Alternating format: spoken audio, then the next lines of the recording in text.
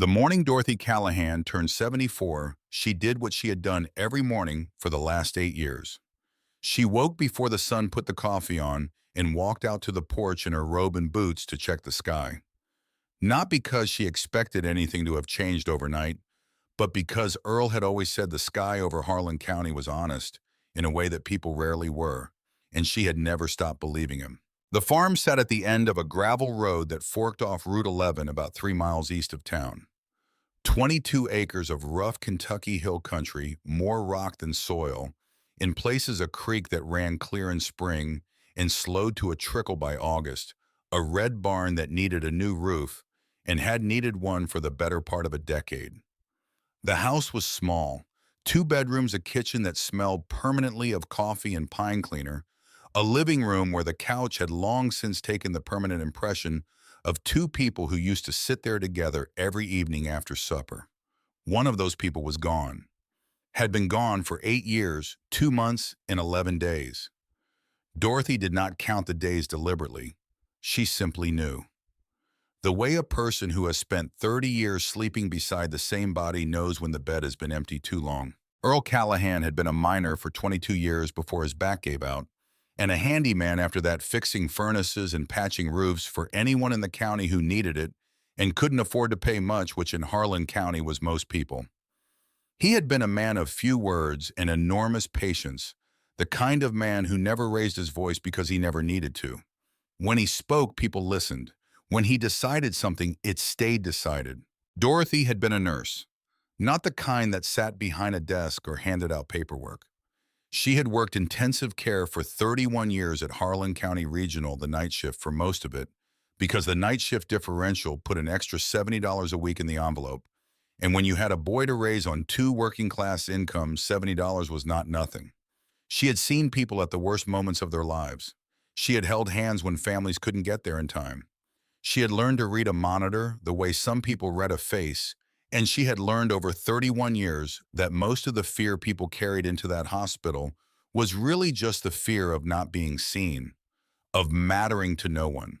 She had made it her business to see people, every single one. Now she was retired, widowed, and the only thing standing between this farm and the county tax office was a streak of stubbornness that had survived 31 years of 12-hour night shifts and 8 years of grief and wasn't showing any signs of giving out.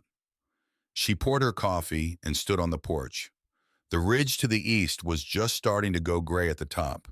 The air smelled like wet leaves, and the faint copper smell the creek put out when the temperature dropped fast, which it had done overnight. There was a hawk sitting on the fence post at the edge of the garden, which was Earl's fence post, the one he'd reset 4 times over the years, because the ground along that corner was soft, and the post kept listing. He had reset it for the last time 2 weeks before he died. It still stood perfectly straight. Dorothy had never moved it. She drank her coffee and looked at the hawk and thought about the letter that had arrived 3 days ago. The one she had not yet answered. The one she had placed in the kitchen drawer under the dish towels, where she put things she wasn't ready to look at again but couldn't bring herself to throw away. The letter was from a company called Decker Energy Solutions. It was 3 pages long and very politely written, and it had a number at the bottom that had enough zeros to clear every debt she carried and leave several $1,000s over. The letter said the company was interested in acquiring agricultural properties in the region for purposes of natural resource development, and that the terms being offered reflected a genuine appreciation for the legacy and hard work represented by long-standing family farms in the community. It had been signed by a man named Harlan Decker. Dorothy had read it once, set it down on the kitchen table, read it again, then put it in the drawer. She had not called the number at the bottom. She had not discussed it with anyone. She had thought about it at 3 in the morning when she couldn't sleep, which was most nights, lying on her side of the bed, listening to the house settle around her. The farm was not worth much by any reasonable measure. The soil was what it was. The equipment was aging. The barn roof would cost more than she had to replace properly. Her pension from the hospital covered her expenses barely, and the vegetable garden she kept in the back half-acre supplemented things through the growing season. She was not rich. She was not struggling the way some people in Harlan County were struggling, but she was close enough to that edge that she thought about it. But the farm was the last place Earl had walked every morning. The last place she had been somebody's wife. The last place the life they had built together still had a physical shape she could touch. She was not selling it. That decision had been made 8 years ago on the night she came home from the hospital, after they told her Earl was gone, walked through every room of the house, stood in the doorway of the barn, and said out loud to no one, or perhaps to someone, that she was staying, that she was not leaving, that whatever came next was going to come to her right here on this ground under the sky. The hawk dropped off the fence post and disappeared over the ridge. Dorothy finished her coffee and went inside to start the day. She did not know on that particular morning that the day she was starting would eventually lead to a county sheriff's cruiser pulling up her gravel drive with its lights running, or that it would bring 43 motorcycles up that same road 2 hours later, or that it would change in ways she could not yet see everything about what she understood to be true about this county, this farm, and the strange, improbable shape that loyalty could take.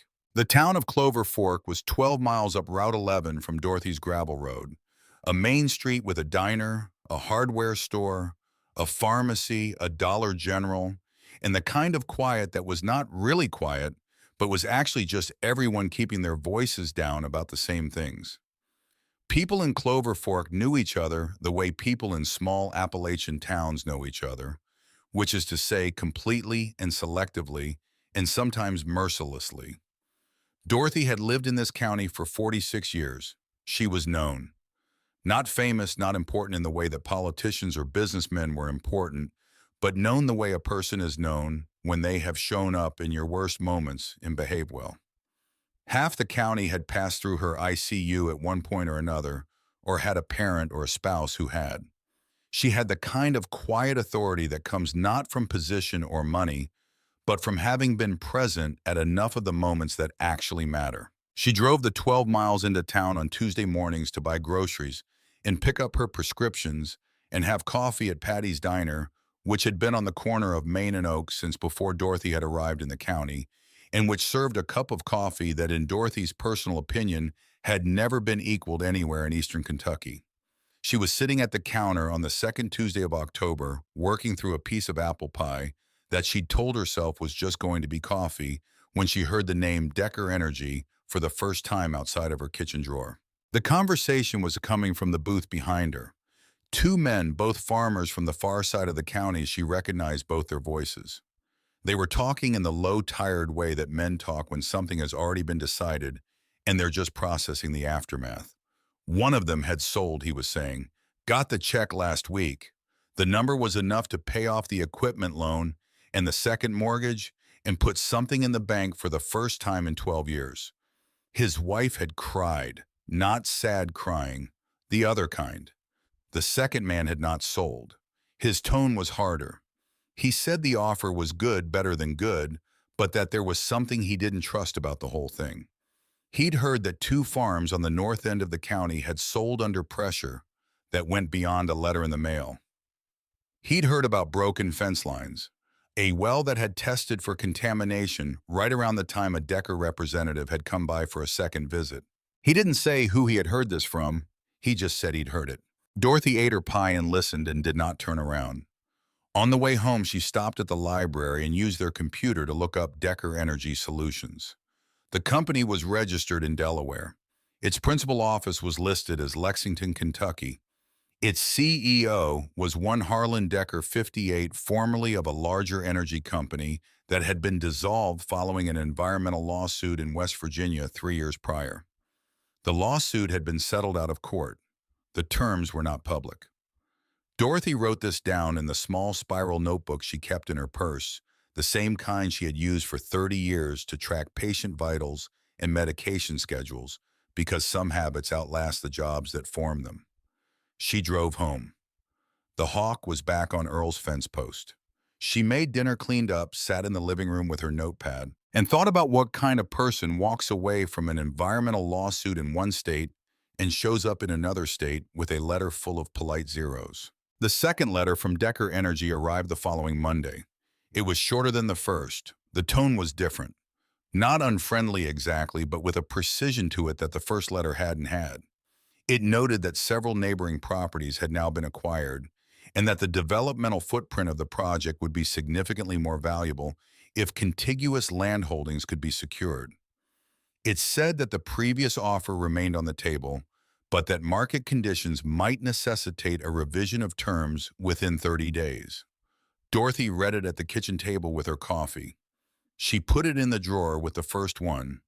Then she picked up her phone and called the County Agricultural Extension Office and then the office of State Representative Gerald Combs, and she left polite but specific messages with both offices asking whether anyone was looking into the pattern of land acquisitions in the eastern part of the county and whether any environmental review had been conducted in connection with Decker Energy's activities. Neither office called her back that week.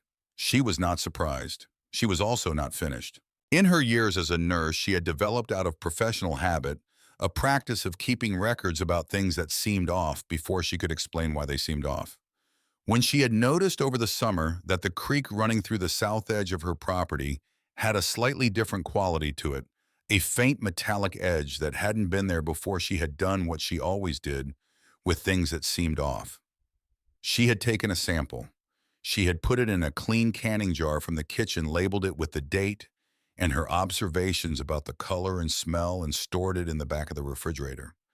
Then she had taken another one a month later and another one the week after Decker's first letter arrived. 3 jars dated, stored, waiting for a reason to matter. She did not yet know what she had. She only knew something was wrong, and that the first step when something was wrong was to write it down. The Iron Cross Motorcycle Club had been part of Harlan County the way weather was part of Harlan County. You could argue about whether it was good weather or bad weather, but you couldn't pretend it wasn't there. Their clubhouse was a converted auto shop on the south side of Clover Fork. Heavy roll-up doors, a parking lot that held more motorcycles on a Friday night than the diner held customers on a weekday, a hand-painted sign above the entrance that simply said Iron Cross and had been there for at least 15 years. Most people in the county had an opinion about the Iron Cross. Very few of those opinions were neutral. The club had a reputation that preceded it into most rooms, the kind of reputation that is built partly from truth and partly from the natural human tendency to make things simpler than they are. There had been trouble years back, the kind that ends up in county court records. There had been men affiliated with the club who had done things that were not defensible. There had also been, though people were less likely to bring this up unprompted, the time the club had organized a fundraiser for the Brewer family after their house burned down, and the time 3 members had shown up unannounced at the high school, when there was credible talk of a threat against students, and had simply parked their bikes in the lot and stood there until the situation resolved, and no one had fully explained how it had resolved so quickly. The man who ran the Iron Cross was named Vance Briggs. He was 52 years old, broad through the shoulders, with forearms that told a story of physical work going back to his teens. He had a face that had been lived in hard, a jaw that looked like it had been set by someone who expected it to take impact, and eyes that were a particular shade of gray that people tended to remember after the first time they met him.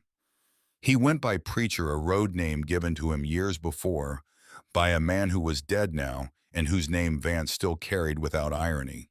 He did not preach, he did not lecture. What he did was listen in a way thorough enough that people sometimes felt afterward as if they had been heard more completely than they were used to being heard. He had grown up in Harlan County. His father had been a miner, like so many fathers here. He had left at 19, worked oil rigs and construction and logging across the South and Midwest, found the club in his late 20s, and returned to Harlan County in his late 30s with the road behind him and a decision to stay. He had been president of the Iron Cross chapter for 9 years. He knew the county the way you know a place when you have left it and come back to it, and decided with full information that it is still where you belong. He had watched Decker Energy's activity from a distance over the summer. He had watched 3 families sell. He had heard the same secondhand accounts Dorothy had heard about fence lines and contaminated wells. He had his own channels of information, people in the county who talked to him because they knew he listened. He was not looking to cause problems with Harlan Decker or anyone else.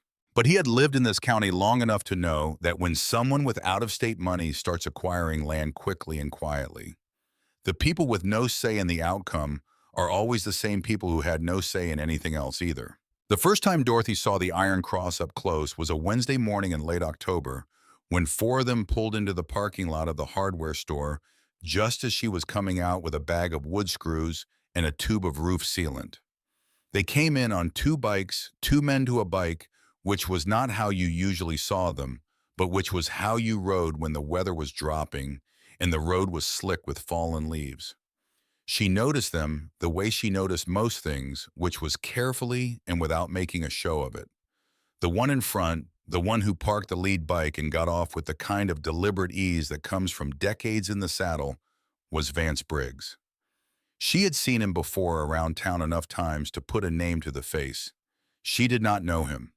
She had no particular feeling about him beyond a general nurse's assessment, which was that he was the kind of man who carried pain efficiently, which was either a very good sign or a very bad one, depending on the circumstances.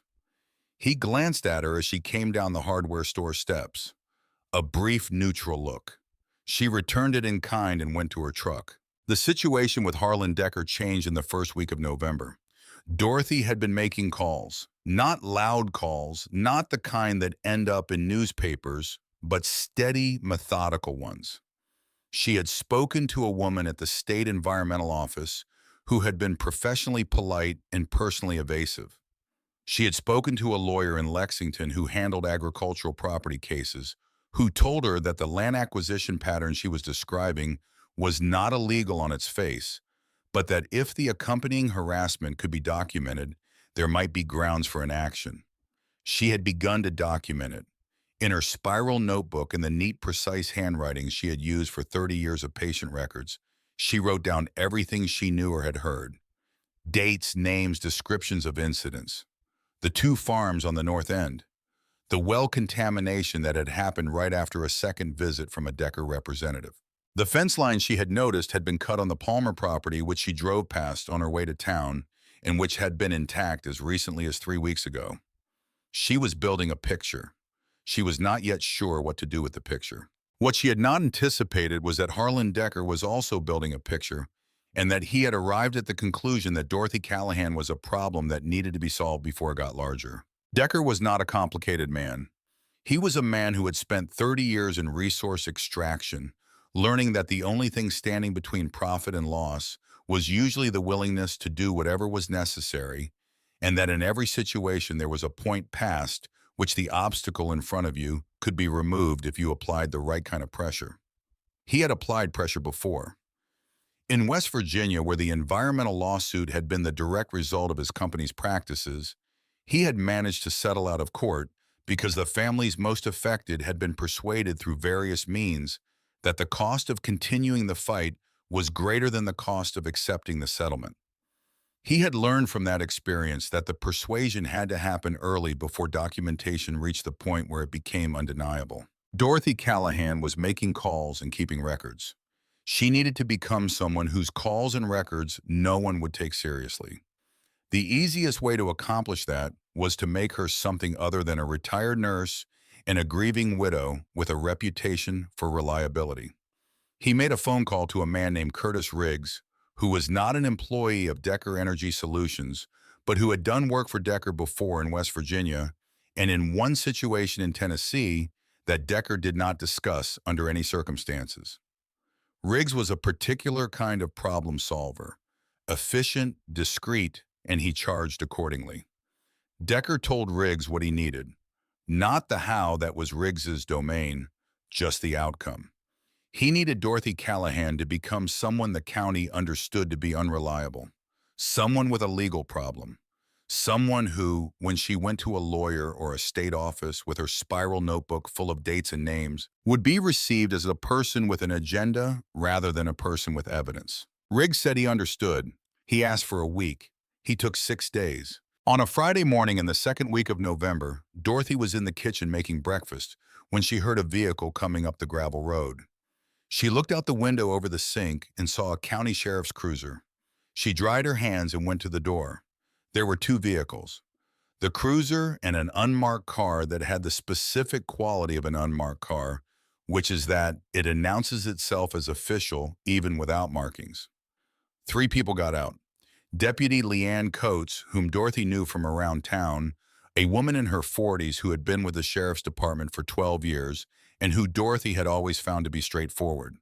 And two men she did not know, one in plain clothes who had the look of a detective and one in a county uniform she did not recognize. Dorothy stood in her doorway and waited. Deputy Coates did not look comfortable. She had a particular expression on her face, the kind Dorothy had seen on nurses who were about to deliver news they had not chosen to deliver and were delivering anyway because it was their job. Mrs. Callahan Coates said, her voice was level, "We have a warrant to search the property." Dorothy looked at her for a moment. She had been a nurse for 31 years. She did not escalate unless escalation was warranted. "What are you searching for, Leanne?" Coates handed her the warrant document. "Controlled substances," it said. "Specifically certain prescription medications alleged to have been obtained in quantities inconsistent with personal use for the purpose of distribution." Dorothy read the warrant document. She read it the way she had read difficult charts in the ICU, which was thoroughly without letting her face show what she was finding. She handed it back and stepped aside from the door. She stood in the kitchen while they searched. She watched them move through the house with the particular professional efficiency of a search being conducted by people who know what they are looking for because they know where it has been placed.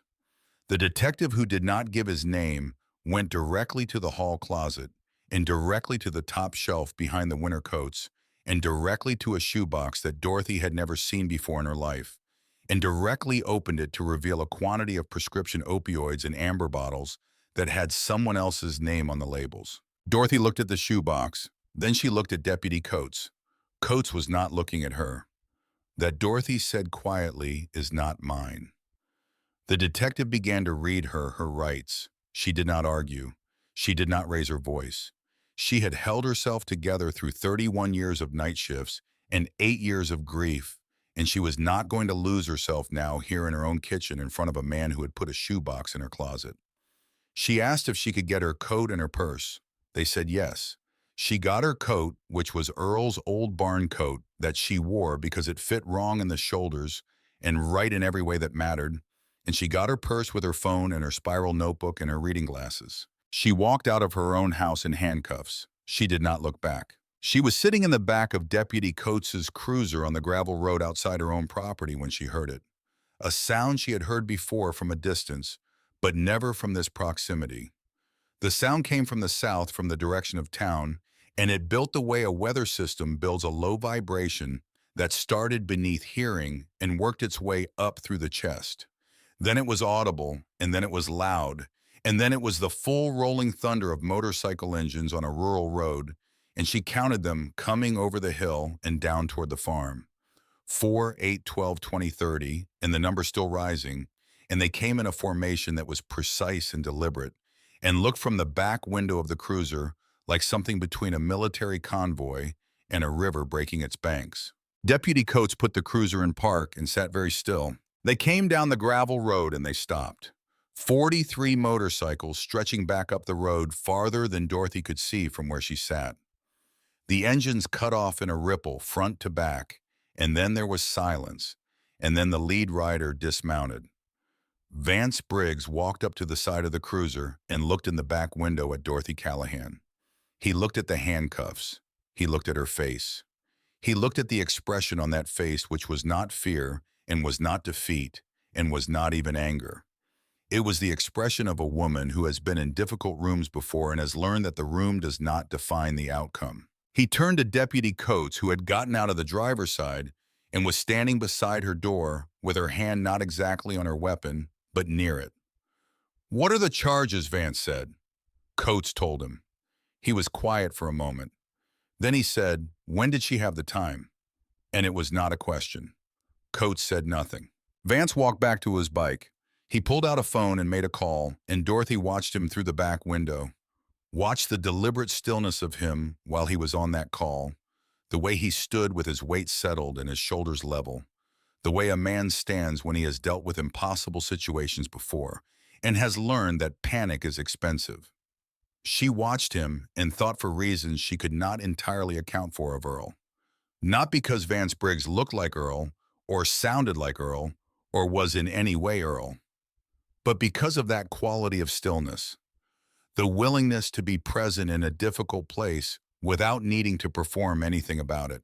Dorothy sat in the back of the cruiser and thought about her spiral notebook in her purse, and about the dates and names and observations it contained, and about the fact that a shoebox had appeared in her closet, and about the specific way Decker's second letter had said that market conditions might necessitate a revision of terms, and about the particular expression on Deputy Coates's face when she had handed over the warrant. Coates had not looked like a person who believed what she was doing. She had looked like a person who was doing what she had been told to do. Dorothy filed that observation in the same place she filed everything, the careful, ordered cabinet of her mind, that 31 years of night shift nursing had built the place where you put things that don't fit yet because you know that everything eventually fits once you understand the shape of the room. After 11 minutes, Deputy Coates got back in the cruiser. She started the engine. She looked in the rear-view mirror at Dorothy, and for a moment their eyes met, and Coates said very quietly, "I'm sorry, ma'am." Dorothy said, "I know, Leanne." The cruiser pulled down the road. Behind it, the 43 motorcycles started their engines and fell in behind, not blocking the road, not impeding the vehicle, but following. A procession. A statement. Dorothy watched through the rear window as the road behind her filled with headlights, amber and white, in the gray October afternoon stretching back to the crest of the hill and beyond. She sat straight in the back seat. She did not cry. But she held her purse with both hands in her lap because the spiral notebook was in it and no one had taken it, and that notebook was her ground. The cruiser turned onto Route 11 toward town. The motorcycles followed. Dorothy watched the hills go by and thought with a clarity that surprised her by its calmness that the most dangerous thing Harlan Decker had done was not the shoebox in the closet. The most dangerous thing he had done was make this personal. She had been making phone calls before because it was the right thing to do. Now she had a different reason. Now it was her home he was trying to take her name. He was trying to soil her freedom. He was trying to revoke. The cruiser pulled into the parking lot of the Harlan County Sheriff's Department. Dorothy sat in the back and watched the motorcycles park along the road outside. All 43 of them. Not blocking anything, not threatening anything, just parked. Engines off, men in leather sitting on their bikes or standing beside them facing the building. A deputy came out to the front and looked at the row of motorcycles and went back inside. Dorothy was helped out of the back of the cruiser and walked toward the entrance. Just before she went through the door, she glanced back. Vance Briggs was standing at the front of the row, his arms crossed, his gray eyes on the building. He did not look at her specifically. He looked at the building the way a person looks at a thing they intend to outlast. She went inside. She asked for a phone call. She was given one. She did not call a lawyer. She called her son. Tommy Callahan was 38 years old and lived in Lexington, 2 hours and 45 minutes from Clover Fork on a good day. He worked in project management for a mid-sized construction company, had a decent apartment, a truck he was still paying off, and a relationship with his mother that he would have described if pressed as loving and uncomplicated, which was the way people describe relationships when they have not yet been asked to do anything hard. He got the call at 10:30 in the morning. He was in a meeting. He stepped out and stood in the hallway of his office building and listened to his mother's voice come through the phone in the calm, precise way she had of delivering bad news. The tone she had developed as a nurse and never entirely put down, and he felt the floor tilt slightly under him. He told her he was coming. He was in his truck and on the highway before she had finished telling him there was no need to hurry, that it was under control, which was his mother's way of saying she was scared but was not going to say so. He drove with both hands on the wheel and the radio off and thought about the last time he had been to the farm, a weekend visit in August, his mother feeding him more than he needed the way she always did. The two of them sitting on the porch in the evening and not talking much because they had gotten past the age where conversation needed to fill all the silence. It had been a good visit. He had driven home Sunday afternoon thinking she seemed fine, that she was managing. He had not known about the letters from Decker Energy. She had not told him. He thought about that now on the highway in November, the farmland going gray on both sides of the road. He thought about the particular way his mother did not tell him things, not because she wanted to hide them, but because she had spent 31 years being the person who handled things, and the habit of handling things yourself was not something you shed easily. He arrived at the Harlan County Sheriff's Department at 20 minutes past 1. He parked and got out, and the first thing he saw was the row of motorcycles along the road beside the building. He stood beside his truck and looked at them for a moment, then went inside. His mother was in a chair in the waiting area, not in a cell, because Deputy Coates had made the judgment on her own authority that the charges did not require detention while processing moved forward, and she had acted on that judgment in a way that was technically within her discretion, in practically a small act of defiance that she would likely not discuss with her supervisor. Dorothy was sitting with her coat on and her purse in her lap and her posture perfectly straight. And when Tommy came through the door, she looked at him with an expression he had not seen on her face since the morning after Earl died, which was the expression of a person who is genuinely glad you are here, but will not let that gladness become dependence. He sat down beside her and she put her hand briefly on his arm. That was enough. He spoke to Deputy Coates, who gave him the official version of events, and Tommy listened with the specific discomfort of a person who can hear the gap between what is being said and what is true. He got the name of the warrant, the name of the detective, the name of the substance at issue. He stepped outside to make a call. He had a lawyer's number in his phone from a real estate transaction 2 years ago, a man in Lexington who had been thorough and careful. He called that number and gave a quick summary, and the lawyer said he would have a referral in Harlan County within the hour. Tommy stood outside the sheriff's department on the sidewalk beside the row of motorcycles. He was looking at his phone when he became aware of a presence to his left. He looked up. Vance Briggs was standing 10 feet away, leaning against the nearest bike with his arms crossed. He looked at Tommy with gray eyes that were evaluating without being unfriendly. Tommy said, "Can I help you?" Vance said, "You're her boy." It was not a question. Tommy confirmed it. Vance was quiet for a moment, looking at the building. Then he said, "There's a man named Curtis Riggs who does private work for hire. He was in this county 4 days ago. He drives a gray pickup with Tennessee plates, and he was staying at the Comfort Inn on the highway. He checked out this morning. That's all I know about it." Tommy looked at him. "Who are you?" Vance told him his name, not his road name. His name. Tommy said, "Why are you telling me this?"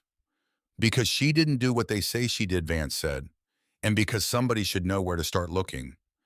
He said nothing else.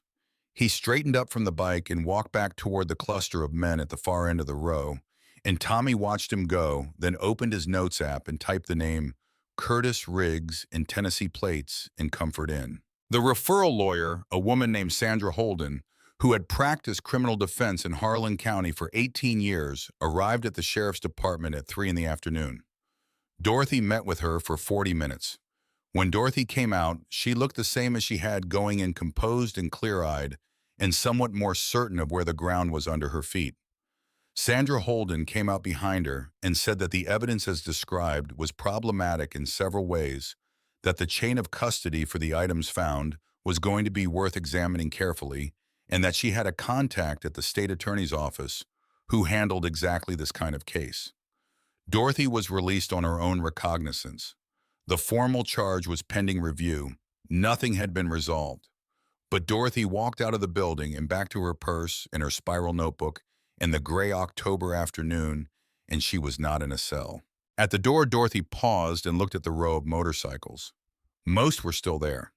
The number had reduced from 43 to perhaps 30, but 30 remained parked in the fading afternoon light, and the men who belonged to them were still present, standing or sitting patient as the hills. Dorothy looked at the row for a long moment. Then she walked down the steps to the parking lot. Vance Briggs was at the near end of the row. He did not move toward her. He waited while she walked to him, which she did steadily and without hurrying. She stood in front of him and looked up at him because he was a full head taller than her, which would have made some people feel small, and which made Dorothy feel nothing in particular because she had stood at the bedside of men twice his size when they were scared and fragile, and she had long since stopped being impressed by physical scale. She said, "Why are you here?" He said, "Because you didn't do it." She said, "How would you know that?" He said, "Because I know this county, and I know what Decker does when somebody won't sell, and I know what a shoebox that didn't belong to somebody looks like in a search report." She looked at him for a moment. She said, "I have a notebook. I've been documenting what I know about Decker's operation in this county for 3 weeks." He said, "I know." She said, "How do you know?" He said, "Because you've been asking questions in places where people talk to me." She absorbed this. She said, "I need to find a man named Curtis Riggs." Vance looked at her with an expression that was, she would think about later, the expression of a man who has been surprised in a way he found entirely agreeable. He said, "Your boy has that name already."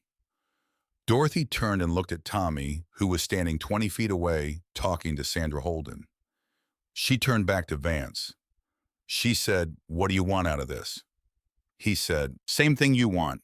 I want Decker out of this county." She looked at him for one more long moment. Then she held out her hand. Not the way women hold out their hands in formal situations, lightly at the wrist. She held it out straight and firm and like she meant it. He looked at the hand and then he shook it. His hand was large and the skin of it was rough with years of outdoor work and mechanical work, and Dorothy thought briefly of Earl's hands, which had been the same kind, and she pushed the thought to somewhere manageable and let go. She went back to Tommy and Sandra Holden. She told Tommy she needed a ride home. He said he'd take her. She said she needed to stop at the hardware store first. He said, "What do you need at the hardware store?" She said she needed to buy a new padlock for the barn because someone had been on her property today and she wasn't going to leave it unsecured overnight. He drove her to the hardware store. She bought the padlock. They drove to the farm. She walked every room of the house and the barn with the methodical thoroughness of a woman who has spent 30 years cataloging what belonged where, and she noted every small wrongness, every drawer, not quite flush, every item, not quite in its place. There were several, more than the search would have required. Someone had been looking for something beyond the shoebox, or looking to see what she had. She took notes in her spiral notebook. Then she installed the padlock on the barn, and she cooked dinner for herself and Tommy. And she sat at the kitchen table after dinner and looked at the drawer under the dish towels and thought about Harlan Decker somewhere in his Lexington office, and about the particular arrogance of a man who believed that a retired nurse in a farm coat was a solvable problem. She thought about what Vance Briggs had said. "Same thing you want. I want Decker out of this county." She thought about the 43 motorcycles on the road outside the sheriff's department. She was not a woman who asked for help easily. Earl had teased her about it for 30 years. Their son had inherited the same stubbornness, and she had watched him struggle with it and had tried imperfectly to help him see around it. She had asked for help exactly twice in her professional life, and both times it had been in situations where another patient would die if she didn't. The threshold was lower now. She had been arrested in her own kitchen and walked out of her own house in handcuffs, and she did not have the luxury of pride. She made a decision. She pulled the 2 Decker letters out of the drawer and put them on the table next to her spiral notebook. She got a fresh notebook from the drawer, same kind, same brand, the spirals she had bought in bulk from the office supply store in Lexington every September for 30 years out of habit, and she opened it to the first page. She wrote the date at the top. She wrote Decker Energy Solutions. She wrote Curtis Riggs. She wrote what she knew and what she suspected and what she needed to find out. Then she capped her pen and sat back in her chair and looked at the farm outside the kitchen window. Dark now, the shapes of the ridge and the barn and Earl's fence post, visible only in the way that things are visible when you know where they are, and the darkness is not unfamiliar. That night, lying in the quiet of the bedroom, she became aware of a sound she had not expected. very low, very steady. A motorcycle engine moving along the road at the property line, not stopping, just moving, back and forth at the perimeter. A patrol. She lay still and listened to it, this big rumbling presence between her farm and whatever was outside it, and felt something she had not felt in 8 years of sleeping alone in this house. She felt safe. She closed her eyes. She slept. The morning after the arrest, Tommy found Curtis Riggs before noon. He had done it the way his mother would have done it, which was methodically and without drama. He had the name, the vehicle description, and the motel location from Vance Briggs. The Comfort Inn had been Riggs's last confirmed stop, but Riggs had checked out the morning of the arrest. Tommy called Sandra Holden first thing and told her what he had. She was quiet for a moment, and then she said the name Curtis Riggs was familiar to her from a case in Tennessee 2 years ago. A property dispute in which the opposing party had been subjected to a harassment campaign that included false evidence planted at the target's home. That case had settled. Riggs had not been charged. But his name was in the discovery documentation, and Holden had a colleague in Nashville who had worked that case. She made a call. Her Nashville colleague confirmed that Riggs was a private contractor with a specific skill set and had worked on multiple occasions for entities connected to energy and resource extraction companies. He drove a gray pickup Tennessee plates, paid cash at motels, and had a habit of staying in the same county for several days after a job was complete in case follow-up was needed. The Comfort Inn had no record of a second check-in under that name, but the Budget Lodge on the highway 11 miles east did. Tommy drove out there and sat in the parking lot and looked at a gray pickup with Tennessee plates in the second row. He called Sandra Holden. She told him not to approach Riggs. She called the county sheriff's department and spoke to a deputy she trusted, not the one who had overseen the search, but a different one named Garrett, who had been with the department for 6 years and who Sandra had found in 18 years of practice to be reliably interested in what was actually true. Deputy Garrett drove out to the Budget Lodge, ran the plates, spoke to the motel manager, and spoke to Curtis Riggs, who was in his room eating takeout, and who became notably less relaxed when he saw a county uniform in his doorway. Garrett did not arrest him. He did not have enough for that yet. But he asked Riggs to come to the department and answer some questions voluntarily, and Riggs, who had enough experience with law enforcement to understand the difference between a voluntary interview and an involuntary one, came. Dorothy heard about this from Tommy, who called her at 11:15 from the parking lot of the Budget Lodge. She was at the kitchen table with her new notebook open and her coffee going, and she listened to her son tell her what he had found, and she felt the specific satisfaction of watching a thing she had predicted move toward where she had predicted it would go. She thanked him. She said he had done well. He said he had just followed the lead. She said that was what doing well looked like. She called Vance Briggs after she hung up with Tommy. He answered on the second ring. She told him about Riggs and the Budget Lodge in the voluntary interview. He was quiet while she talked. When she finished, he said, "That's moving fast." She said she did not see the point in moving slow. He said, "No, I suppose you don't." She said she needed to talk to him, not on the phone. He said he could come to the farm. She said that was fine. He said he'd be there in an hour. He was there in 50 minutes. He came alone, which she had not expected but noted. A single motorcycle, no escort. He parked on the gravel in front of the house and got off and stood for a moment looking at the property, not in an appraising way, but in the way a person looks at a place they are orienting themselves to. She opened the door before he knocked. She made coffee because that was what you did, and they sat at the kitchen table where she had sat alone for 8 years, and where she had read the 2 letters from Decker, and where she had opened her first notebook 3 weeks ago. He sat across from her and wrapped his hands around the mug she gave him and looked at the notebooks on the table. He did not ask to see them. He waited. She said, "Tell me about your interest in Decker." He said, "I already told you. He's buying out the county, and he's not doing it clean." She said, "I know that. I'm asking why you care." He said, "I grew up here. My parents are buried here. 3 families in this MC are from farms in this county. When something comes after this place, It comes after the people I'm responsible for. She said, is that all of it? He looked at her. She said, I've been a nurse for 31 years. When someone gives me a correct answer that isn't quite the complete one, I can usually tell. He was quiet again longer this time. He said, there's something else, yes, but I'm not ready to say it yet.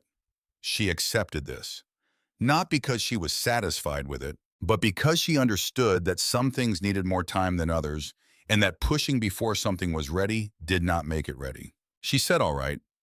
Then she laid out what she knew. The two Decker letters, her notebook of observations, the fence line at the Palmer property, the contaminated well, the secondhand accounts, the pattern of acquisitions, and the timeline of incidents. The information about Decker's previous company and the West Virginia lawsuit. The name Curtis Riggs and the evidence that he had been in the county in the days leading up to the search of her property. She also had something else. She had the water. She described the 3 jars in her refrigerator, each dated, each labeled with her observations about color and smell. She had not sent them for analysis yet. She had been waiting until she had more context. Vance listened without interrupting. When she finished, he picked up one of the jars she had set on the table and held it to the light from the window. He said, when did you start noticing? She said, late July. He said, there's a well on the property line of the land Decker just acquired from the Hendersons on the north end. It went operational in late June. She said, how do you know about the well? He said, because I have a man who knows about wells. She put that in the part of her mind where she put things to look at later and said, I need to get these tested. He said, I know someone at the university in Lexington, environmental science. She'll turn results in 48 hours, and she won't ask questions about where the samples came from. Dorothy looked at him across the kitchen table, this big, quiet man with the gray eyes and the rough hands, and the thing he wasn't ready to say, and she said, I'll get you the jars. The next 4 days moved the way difficult things move when the right people are working them, which is to say, less like a drama and more like a surgery, methodical and purposeful, with a great deal happening beneath the surface that was not visible from outside. Curtis Riggs did not hold up long under the voluntary interview. Sandra Holden's Nashville colleague had transmitted the Tennessee case documentation overnight, and Deputy Garrett had it when Riggs sat down across from him. Garrett was in Sandra's assessment the best interviewer in the county department because he asked questions with a thoroughness that made the person being questioned feel gradually that the outline of what had happened was already completely visible and that lying about it was not an efficiency. Riggs was not a loyal man. He was a contractor. His loyalty extended exactly as far as his fee, and his fee had been paid by Harlan Decker, which was a fact that Riggs decided in the 3rd hour of the interview was more useful to him as a bargaining chip than as a secret. He told Garrett about the shoebox. He told Garrett where the prescription bottles had come from, which was a pharmacy in Tennessee, with a particular flexibility about fill quantities that interested law enforcement in that state. He told Garrett about other jobs he had done for Decker's company in the past in West Virginia and in another Kentucky county 3 years prior. He asked for immunity. Sandra Holden, reached by phone, advised Garrett to contact the state attorney's office before committing to anything. The state attorney's office was very interested in what Riggs had to say and was prepared to discuss terms. Tommy heard about the Riggs interview from Garrett directly because Tommy had been at the department every day since the first morning, doing what project managers do, tracking the status of all the moving pieces and making sure nothing fell through the gaps. He called his mother with updates. She listened to each one and added it to her notebook. On the 3rd day, she said something that stopped him mid-sentence. She said, Tommy, how did you find this job you have? He said, what? She said, the construction company you work for. How did you find them? He said, through a recruiter. Why? She said, because I've been looking at the list of Decker Energy's subsidiary companies, and one of them is a construction project management firm that does site preparation for resource extraction operations, and I want to make sure you don't have any connection to Decker that you don't know about. There was a long silence on the phone. Then Tommy said, give me the subsidiary name. She gave it to him. He was quiet. He said, I need to check something. I'll call you back. He called back 20 minutes later. His voice had a quality she recognized, the quality of a person who has just found a thing they were hoping not to find. He said the recruiter's company is listed as a preferred contractor on Decker Energy's site preparation vendor list. I don't know if that means anything. I don't know if they knew who I was when they placed me, but I need to find out. Dorothy said yes. You do. He said, Mom, I need you to know that I would never. She said, I know that, Tommy. I never thought otherwise for 1 second. He was quiet for a moment. Then he said, I'm going to find out. She said, I know you will. After she hung up, she sat at the kitchen table for a long time without moving. She thought about Tommy growing up on this farm, the boy who had helped his father reset that fence post 4 times, who had gone to college first in their family and come back every holiday, and who was at 38 a good man in the ways that mattered. She thought about the specific cruelty of using a person's son against them without their knowledge, positioning Tommy in a company connected to Decker before any of this began, creating a potential line of information or leverage that neither Tommy nor Dorothy had ever seen. She thought about Harlan Decker, whom she had never met, and she felt something sharpen inside her that was past the clean professional anger she had been carrying and was something older and more personal. This was not just about the farm anymore. This was about her family. She picked up her pen and started a new page in the notebook. Vance Briggs came to the farm again on the 4th day.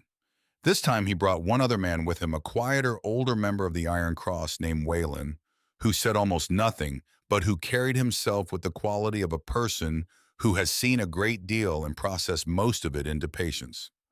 They sat at the kitchen table with Tommy and Sandra Holden, who had driven out from Harlan because the situation had reached the point where face-to-face conversation was more efficient than phone calls. The water samples had come back from the university contact in Lexington. The results were sitting on the table in a manila envelope. Dorothy opened the envelope and read the summary aloud. The samples showed elevated levels of certain chemical compounds consistent with industrial well drilling activity compounds that at the concentrations present in the most recent sample exceeded EPA safe water standards for residential use. The progression across the 3 samples showed a clear increase over a 3-month period. The room was quiet when she finished reading. Sandra Holden said, "This is the piece." Dorothy said, "I know." Sandra said, "The property damaged the planted evidence. The coercion, all of it is serious, but it's also the kind of thing Decker's lawyers can complicate in court. They'll argue the shoebox was a misunderstanding. They'll argue the fence damage was unrelated. They'll find ways to make the timeline look ambiguous. But contaminating a water source that runs through residential land, that's a federal environmental crime. That's a different level." Vance had been looking at the lab report. He said, "How many properties does this creek run through?" Dorothy said, 7 that I know of. Possibly more depending on how far downstream it goes. He said the Hendersons sold last September. The Palmers sold in August. The Coopers on the north end sold in June. All 3 properties feed into the same watershed. Tommy said so the people who sold no longer have standing as property owners. Sandra said they might have standing as affected residents if they're still on the water table. It depends on their new living situations. But the properties that haven't sold yet, Dorothy said mine is the last one on this creek that hasn't sold. Everyone at the table looked at her. She said that's not a coincidence. Decker has been working from north to south, buying properties in sequence along the watershed. If my property is the last holdout, it's the last one that can document what the water quality was before his operation started and what it became after. She tapped the lab report with one finger. That's why the arrest happened when it did. Not just because I was making calls, but because I had these jars in my refrigerator, and he needed to discredit me before I figured out what they meant. Vance looked at her with the expression she had come to recognize over the past several days. The expression of a man recalibrating what he thought he knew about a situation. He said, "You figured all that out before we started this conversation." She said, "I figured it out while you were driving out here." Waylon, who had not spoken, said quietly, "Hell of a woman." Dorothy did not acknowledge the compliment. She said the question is what to do with the lab report. It needs to go to federal channels, not county. I don't trust the county chain of command on this anymore. Sandra said the EPA field office in Lexington. And I have a contact at the FBI field office who handles environmental crime cases. Dorothy said, then let's start making calls. It was Tommy who raised the question no one else had raised yet. He said, what about the connection to my job? He laid it out carefully and without dramatics the way Dorothy had taught him to present difficult information, which was to give the facts first and then the interpretation. The recruiter, the vendor list, the timeline of his hire relative to the first Decker letter reaching his mother. When he finished, the room was quiet. Sandra said if that connection is real and it was deliberate, then Decker knew who Dorothy was and what she owned before he sent the first letter. He knew she had a son in a position where he could potentially monitor her activities. Dorothy said and possibly use Tommy as a pressure point if direct acquisition failed. Tommy's jaw tightened. He said nobody used me as anything. I never told anyone anything about my mother's situation. Dorothy said I know that. We all know that. The question is whether Decker knew it, or whether he was simply creating a potential resource that he never ended up needing because he moved to other methods first. Vance said it doesn't change what we do next. It just adds to the picture. He said this in the even tone of a man used to situations with multiple overlapping threats, and who did not find the complexity destabilizing. After the meeting, after Sandra Holden had driven back to Harlan, and Tommy had gone to the other room to make calls, Vance stood in the kitchen doorway while Dorothy washed up the coffee mugs. He said, "Can I ask you something?" She said, "You can try." He said, "How long were you married?" She thought about the question. She said, 38 years. He said, "To Earl?" She said, "Yes." He said he was a minor. She said, "For 22 years. Then he hurt his back and he did other things." Vance was quiet for a moment. He said, "Where did he mine?" She said, "A mug in the drying rack." She said, "Started at the Black Pine operation in Letcher County, then moved to the Harlan shaft in '96 when Black Pine went under." She turned to look at him. He was standing very still. She said, "Why are you asking about Earl?" He said, "The Harlan shaft." "Was he there in '98? She said, "Yes. He was there until it closed." Something moved across Vance Briggs's face that she had not seen there before. Not the evaluating look, not the controlled patience. Something that was underneath all of that older and raw, the look of a person who has been carrying something for a very long time and is suddenly in the presence of the person they have been carrying it toward without knowing it. He said there was an accident at the Harlan shaft. September '98. Section 4 collapsed. 3 men were trapped. Dorothy set down the mug she was holding. She said yes. He said one of those men was a friend of mine, named Cody. He died in the collapse before the rescue team got in. He paused. He said one of the other men was me. Dorothy stood completely still. He said I was 24 years old and I had been at that operation for 8 months and I was in Section 4 when the roof came down. I was in there for 6 hours. When the rescue team came through, there were 2 of us left alive. One was a man named Prescott who walked out on his own, and one was me. He stopped. He said I couldn't walk. My leg was pinned. The man who got me out came back in twice because the first time the route was blocked.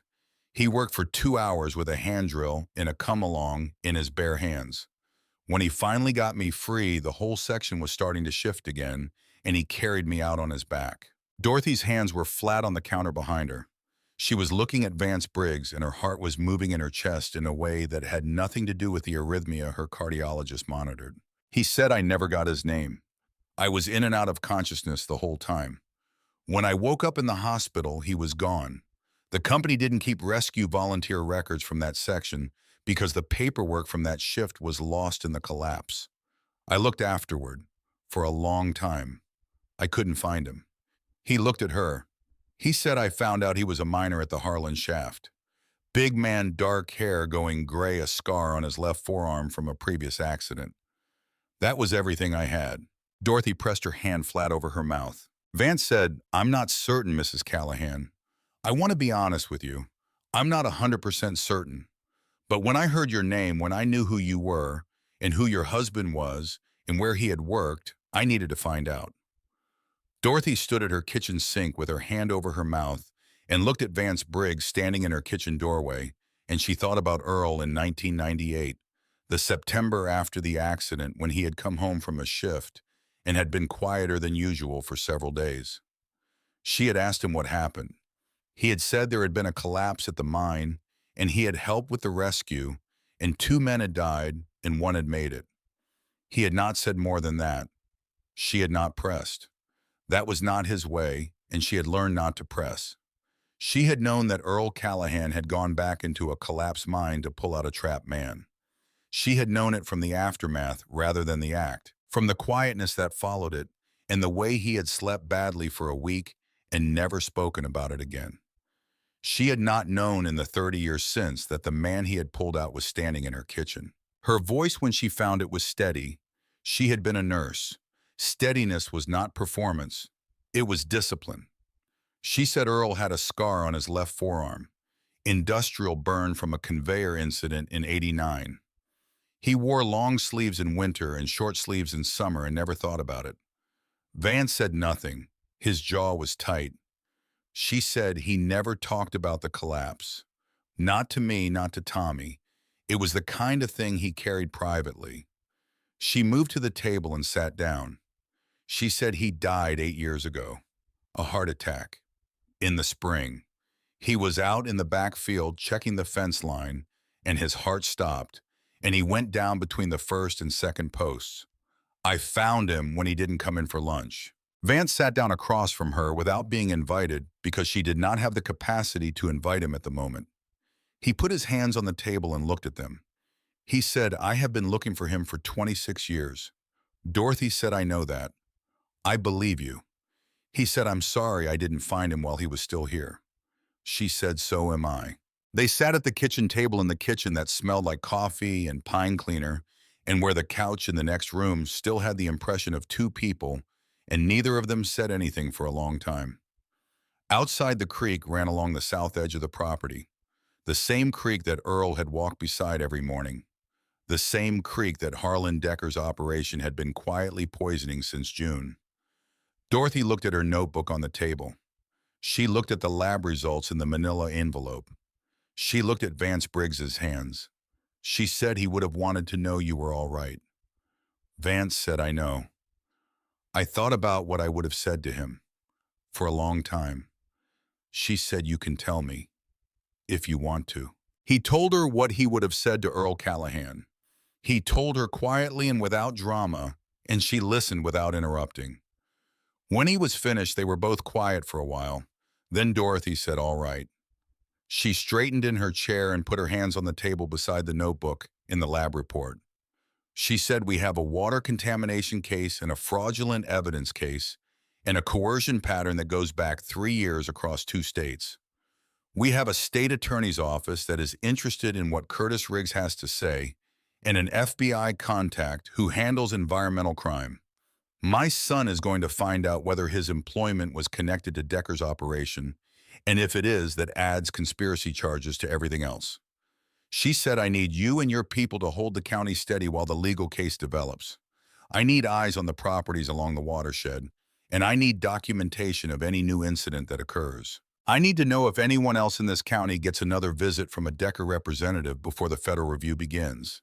She said, can you do that? Vance Briggs looked at Dorothy Callahan across the kitchen table where she had sat with Earl for 38 years, and he said yes. She said, good. She picked up her pen. She said, then let's get to work. The next week was this kind of week that does not announce itself as significant while it is happening. It looks from the outside like ordinary work phone calls and meetings and drives between towns and people sitting at tables talking carefully. But it is the kind of week where everything that comes after is determined. And when you look back at it later, you see the shape of it, clearly the point at which things began to move toward the outcome that had all along been possible. Tommy found the connection on the 5th day. He had gone back to Lexington and spent 2 days going through his employment records and the recruiter's documentation with the methodical patience his mother had given him. in which he had once as a teenager resented as fastidiousness and which he now recognized as a survival skill. He pulled every document from his initial placement, the recruiter contract, the fee structure, the vendor agreements that his company had signed with its clients, and he found in the third tier of a vendor subcontracting arrangement the name of a company that was a subsidiary of a company that was a subsidiary of an entity connected to Decker Energy Solutions. It was not proof of deliberate placement, it was proof of connection. Whether that connection had been used intentionally would require further investigation. But Tommy had enough to take to Sandra Holden, and Sandra had enough to take to the FBI contact. And the FBI contact, when presented with the full picture, the water contamination evidence, the Riggs confession, the land acquisition pattern, and now the potential surveillance of a target's family member, said that this had become something significantly larger than a county property dispute. The federal review began on a Thursday morning. It did not begin with dramatic arrivals or visible activity. It began with a phone call to Harlan Decker's office in Lexington and a request for documentation that Decker's lawyers received and immediately spent 6 hours arguing about whether to comply with, during which time the EPA field team was already on the road toward Harlan County with their equipment. Dorothy was at the farm when Vance called to say that the EPA team had been to the first 3 properties along the watershed and had taken their own samples. She was weeding the garden, which she did every November before the ground froze, the kind of task that takes your hands and leaves your mind free. She pulled off her gloves and called Sandra Holden. Sandra said the state attorney's office had moved the Riggs matter to a formal agreement and that Riggs was cooperating fully, which meant that the evidentiary basis for the charge against Dorothy was now formally compromised. She expected the charge to be withdrawn within 48 hours. That evening, Vance came to the farm again. He had been coming every other day now, and Dorothy had stopped finding it unusual. He brought a club member sometimes and sometimes came alone, and he always called first, and he always stayed for coffee and sometimes stayed for supper, which she cooked because that was what she did when there were people in her house. They sat on the porch that evening because the weather had lifted, and there was a low light over the ridge that was the particular amber of November late afternoons in this part of Kentucky, the color that Dorothy had been watching from this porch for 46 years, and that she thought was taken altogether the most beautiful light she had ever regularly seen anywhere. Vance sat in the chair that had been Earl's chair, which she had not pointed out to him, and which had simply happened because it was the chair on the right side, and he had sat there the first time and continued to sit there. She thought about pointing it out. She decided not to. He said, "Your son is going to be all right on the employment thing." She said, "I know." He said the company he works for isn't connected enough to be implicated. The recruiter probably didn't even know about the Decker link. It goes through too many layers to have been intentional monitoring. It might just have been coincidence. She said there's no such thing as coincidence in a case like this. There's signal and there's noise. The question is which this is. He said the FBI will sort it out. She said yes, they will. He was quiet. Then he said, "How are you holding up?" She looked at him. She said, "I'm fine." He said, "That's not what I asked." She looked at the ridge. The amber light was going gold at the top the way it did in the last 10 minutes before the sun dropped behind it. She had watched this exact transition 10,000 times and it still caught her. She said, "I have nights where I lie awake and I think about what would have happened if I hadn't had the notebooks, if I hadn't been keeping records, if I hadn't taken those water samples." He said, "But you had them." She said, I know I had them. But I think about the other people on this road who didn't. The families who sold without knowing why things were going wrong. The Hendersons who left because their well went bad and they thought it was just bad luck. The Palmers who took the money because the fence kept getting cut and they were tired. And tired is a real thing, Vance. It's a real condition, not a weakness, and Decker knew that and he used it. She said this without heat. It was an assessment. The heat was somewhere else, banked low where she could use it when she needed it and not be consumed by it when she didn't. He said the federal case will address what happened to them too. She said some of it, Not all of it. The damage to those families is not something a federal case fully addresses. They lost their land. They can't get that back. He was quiet. She said Earl's grandfather homesteaded this farm in 1923. His father was born here. Earl was born here. Tommy was born in that house right there.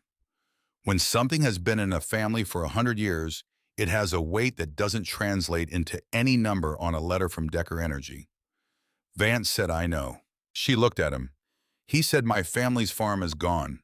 We sold in 1991 when my father couldn't work anymore, and the costs were too much. I was 20, and I didn't understand fully what we were losing. I do now. She said, I'm sorry. He said it was a long time ago. She said time doesn't always help with that particular thing. He said, no, it doesn't. They sat in the amber and then the gold and then the cooler gray that came after the sun dropped. And Dorothy thought about Earl, which she did every evening on this porch, and about the fact that the man sitting in Earl's chair had been in a collapsed mine in 1998, and her husband had gone back into that mine twice and brought him out, and that neither of them had known in all the years since what the other's life had become. The world was strange in the way that only real things are strange. She said you should know something about Earl. He said yes. She said he was not a complicated man. He didn't have a lot of words, and he didn't spend much time on philosophy, and he was on the surface just a miner and then a handyman and a farmer who fixed other people's fences and paid water bills anonymously and drove a truck with 200,000 miles on it because it still ran fine. She said, but the people in this county knew what he was. Not because he told them, because they had seen what he did when something needed doing and no one else was doing it. He was the first person called when someone's roof was going to fail before a storm. He was the one who showed up when a family was in trouble and didn't make them ask twice. He did not need recognition, and he did not keep score. She looked at Vance. She said, you have that quality. I recognized it in you before I knew about the mine. I thought you should know that. He said, thank you. She said, it's not a compliment. It's an observation. He said, I know. That's why it means something. They sat until the light was gone, and the stars came out hard and clear and more numerous than most people in other places ever see. Dorothy went inside and made supper. Vance stayed because she asked him to, which she did without making anything of it. Tommy called during supper to say that the EPA results from the first 3 properties had come back and confirmed elevated compound levels consistent with Dorothy's samples, and that the federal case now had a documented environmental baseline and a documented contamination event with a provable timeline. Dorothy told him that was good news. She told him to get some sleep.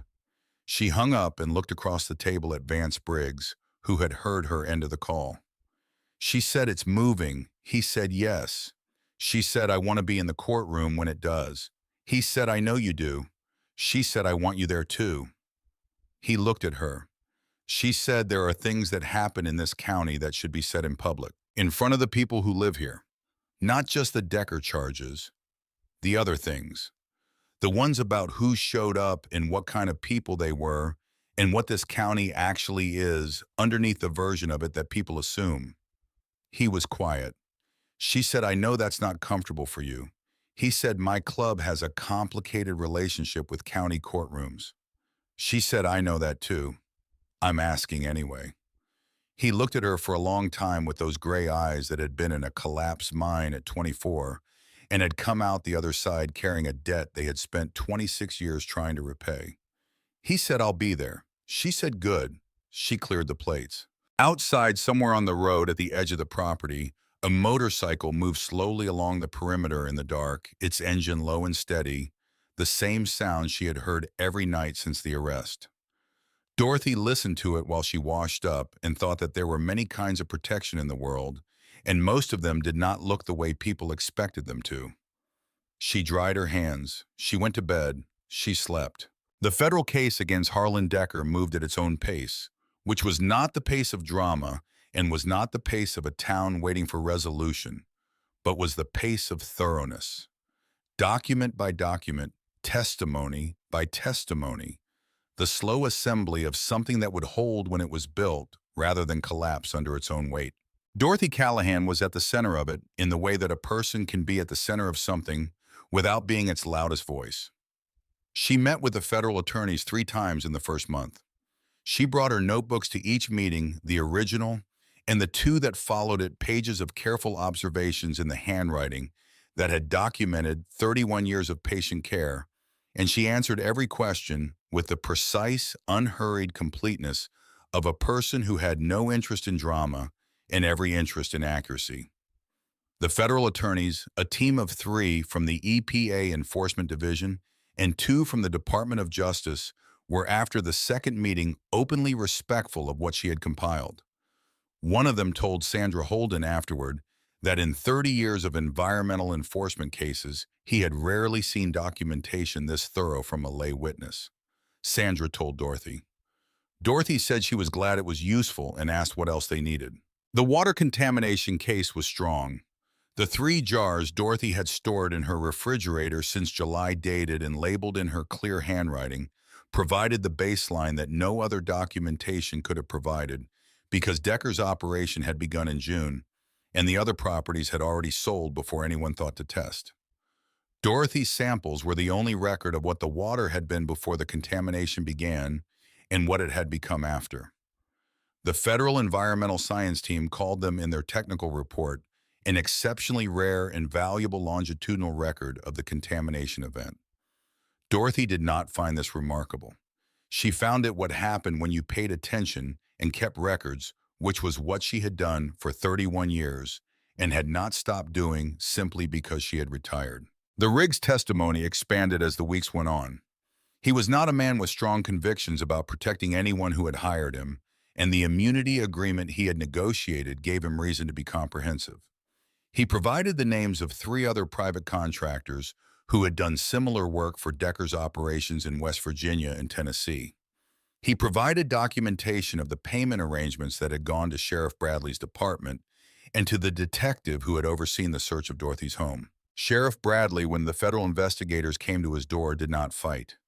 He was a man who had understood from the moment he saw the first federal car in the county that the calculation he had made when he took Decker's money had been a catastrophic error. He retained a lawyer and he cooperated, and his cooperation added additional layers to the case that the federal attorneys found very useful. Dorothy heard about each development from Sandra Holden and from Tommy, who had taken 2 weeks of leave from his job and remained in the county through the first month of the investigation, and who had in that time begun to have a different understanding of where he came from and what it was. He had grown up on that farm and left it and built a life 2 hours away, and had visited on weekends and holidays, and thought of his mother as someone who was fine, who was managing, who was doing what she had always done without much help from him. He understood now that this had been a failure of attention, not neglect, not abandonment, but a comfortable assumption that fine meant safe and that manage meant not in need of company. He had watched his mother over these weeks. He had watched her meet with federal attorneys and talk to farmers along the watershed and sit at the kitchen table with Vance Briggs, working through the case like it was a patient chart she was trying to read correctly. He had watched her on the porch in the evenings, in the amber light, and had understood things about her that he had been too comfortable to see when he was just visiting on weekends. He talked to Vance about it once, standing in the gravel outside the barn on a cold morning. He said, "I didn't know who she was." Vance said, "No. I expect you knew exactly who she was. You just didn't know what she was made of." Tommy thought about that. He said, "I'm going to look at relocating, finding work I can do from here or closer to here." Vance looked at him. He said, "Does she know that?" Tommy said, "Not yet." Vance said, "She's going to tell you there's no need." Tommy said, "I know she is." Vance said, "She'll be right in the sense that there's no need and wrong in the sense that it matters anyway." Tommy said, "Yeah, that's pretty much it." He went back to Lexington to handle his affairs. He found a firm in Lexington that had a satellite office in Harlan, one that needed someone with project management experience in infrastructure construction. He applied and was offered the position 2 weeks later. He did not tell Dorothy until he had accepted it. Then he told her on the phone, and she was quiet for a moment, And then she said, "You didn't have to do that." He said, "I know." She said, "You have a life there, Tommy. A good one." He said, "I can have one here too." She said nothing for a moment. Then she said, "Earl would have liked that." Tommy said, "Yeah, I know he would have." He heard her set the phone down for a moment and he waited. And then she picked it up and her voice was the same as it always was, steady and practical. And she said, "Well, the second bedroom needs a new curtain rod. Come this weekend and bring the right size." He said he would. The hearing was scheduled for a Wednesday morning in the third week of February. Not the full trial, which would come later, but the preliminary federal hearing at which the charges against Harlan Decker would be formally presented and the evidence basis established. It was open to the public. Dorothy woke at 5 that morning and made coffee and sat at the kitchen table with her notebooks. She looked at all three of them and at the lab reports in the manila envelope and at the two Decker letters she had taken out of the drawer and placed on the table because she thought the whole record should be present this morning, even if she wasn't taking it with her. She got dressed in her good clothes, a wool skirt and a dark sweater, and the boots with the low heel that she had bought for Earl's funeral and worn on every occasion since. That required something more than barn boots. She braided her white hair back neatly. She put on her own coat, not Earl's barn coat, which she wore for the farm, but not for things like this. She looked at herself in the mirror. She looked like what she was, which was a 74-year-old retired nurse from a farm in Harlan County, Kentucky. She did not look imposing. She was entirely comfortable with that. Tommy picked her up at 7:30. They drove to the county courthouse in Harlan in the gray February morning. The parking lot was more full than Dorothy had expected, which meant people had come from across the county to see what was happening. She walked into the courthouse with Tommy beside her, and Sandra Holden met them in the lobby with a brief practical summary of what to expect. Dorothy listened and asked one specific question about the sequence of witness presentations, which Sandra answered, and then Dorothy said she was ready. The courtroom filled up. Harlan Decker was brought in by two federal marshals at 8:45. He looked much like Dorothy had imagined him, a man in a good suit who had spent 30 years in extraction industries and who was accustomed to the posture of authority, which worked in boardrooms and offices and had stopped working here. He sat at the defense table and did not look toward the gallery, which was the behavior of a man who had already determined that nothing useful to him was in the gallery. The charges were read. They were substantial. The environmental contamination charges under federal statute were the spine of the case, but the fraud and conspiracy charges that built around them were numerous and specific: evidence tampering, coercion, obstruction of investigation, the corrupting of county law enforcement officials in 3 counties across 2 states. The federal attorney read through them in a steady, careful voice, and the courtroom was quiet throughout. Dorothy sat in the third row of the gallery with Tommy on her left and Sandra Holden on her right, and she listened to each charge and felt with each one the particular satisfaction of a record being set straight. Not revenge, not even justice in the full sense of the word, because full justice would have required that the families who sold under duress could get their land back, and they could not. But truth spoken plainly in a public room, attributed correctly to the person who had created it. That had value. She was clear about that. The preliminary proceedings took the full morning. Decker's lawyers raised objections that the federal judge addressed with a brevity that indicated she was not particularly impressed with them. The evidence basis was established. The case was scheduled for trial. Then the judge indicated there would be a brief statement period from affected parties before the proceedings concluded. Dorothy had been asked if she wished to speak. She had said yes. She walked to the front of the courtroom and stood at the small podium and looked at the room. The gallery was full. She saw the 2 farmers she had heard talking in the diner in October, both of them the one who had sold and the one who had not. She saw Deputy Coates in the second row in civilian clothes because she had come on her own time. She saw former colleagues from the hospital. She saw faces she could not name but recognized as belonging to the county after 46 years in it. And at the very back of the room against the wall, wearing dark clothing with no club insignia, stood Vance Briggs. And beside him and flanking him on both sides, standing or seated 29 members of the Iron Cross Motorcycle Club, who had each chosen to be here on a Wednesday morning in February in a county courthouse without their road names and without their patches visible because Dorothy had asked Vance if they could come, and 29 of them had said yes. She looked at them for one moment. Then she looked at the room. She said, "My name is Dorothy Callahan. I am 74 years old and I have lived in this county for 46 years. I was a nurse at Harlan County Regional Hospital for 31 years. My husband, Earl Callahan, worked in the mines in this county and died on this farm 8 years ago. I did not inherit money and I have not accumulated much. What I have is a farm that has been in my husband's family for 100 years and a reputation for being someone who keeps her record straight. She said the case you heard presented this morning began because a company looked at my farm and decided the land was worth more than I was.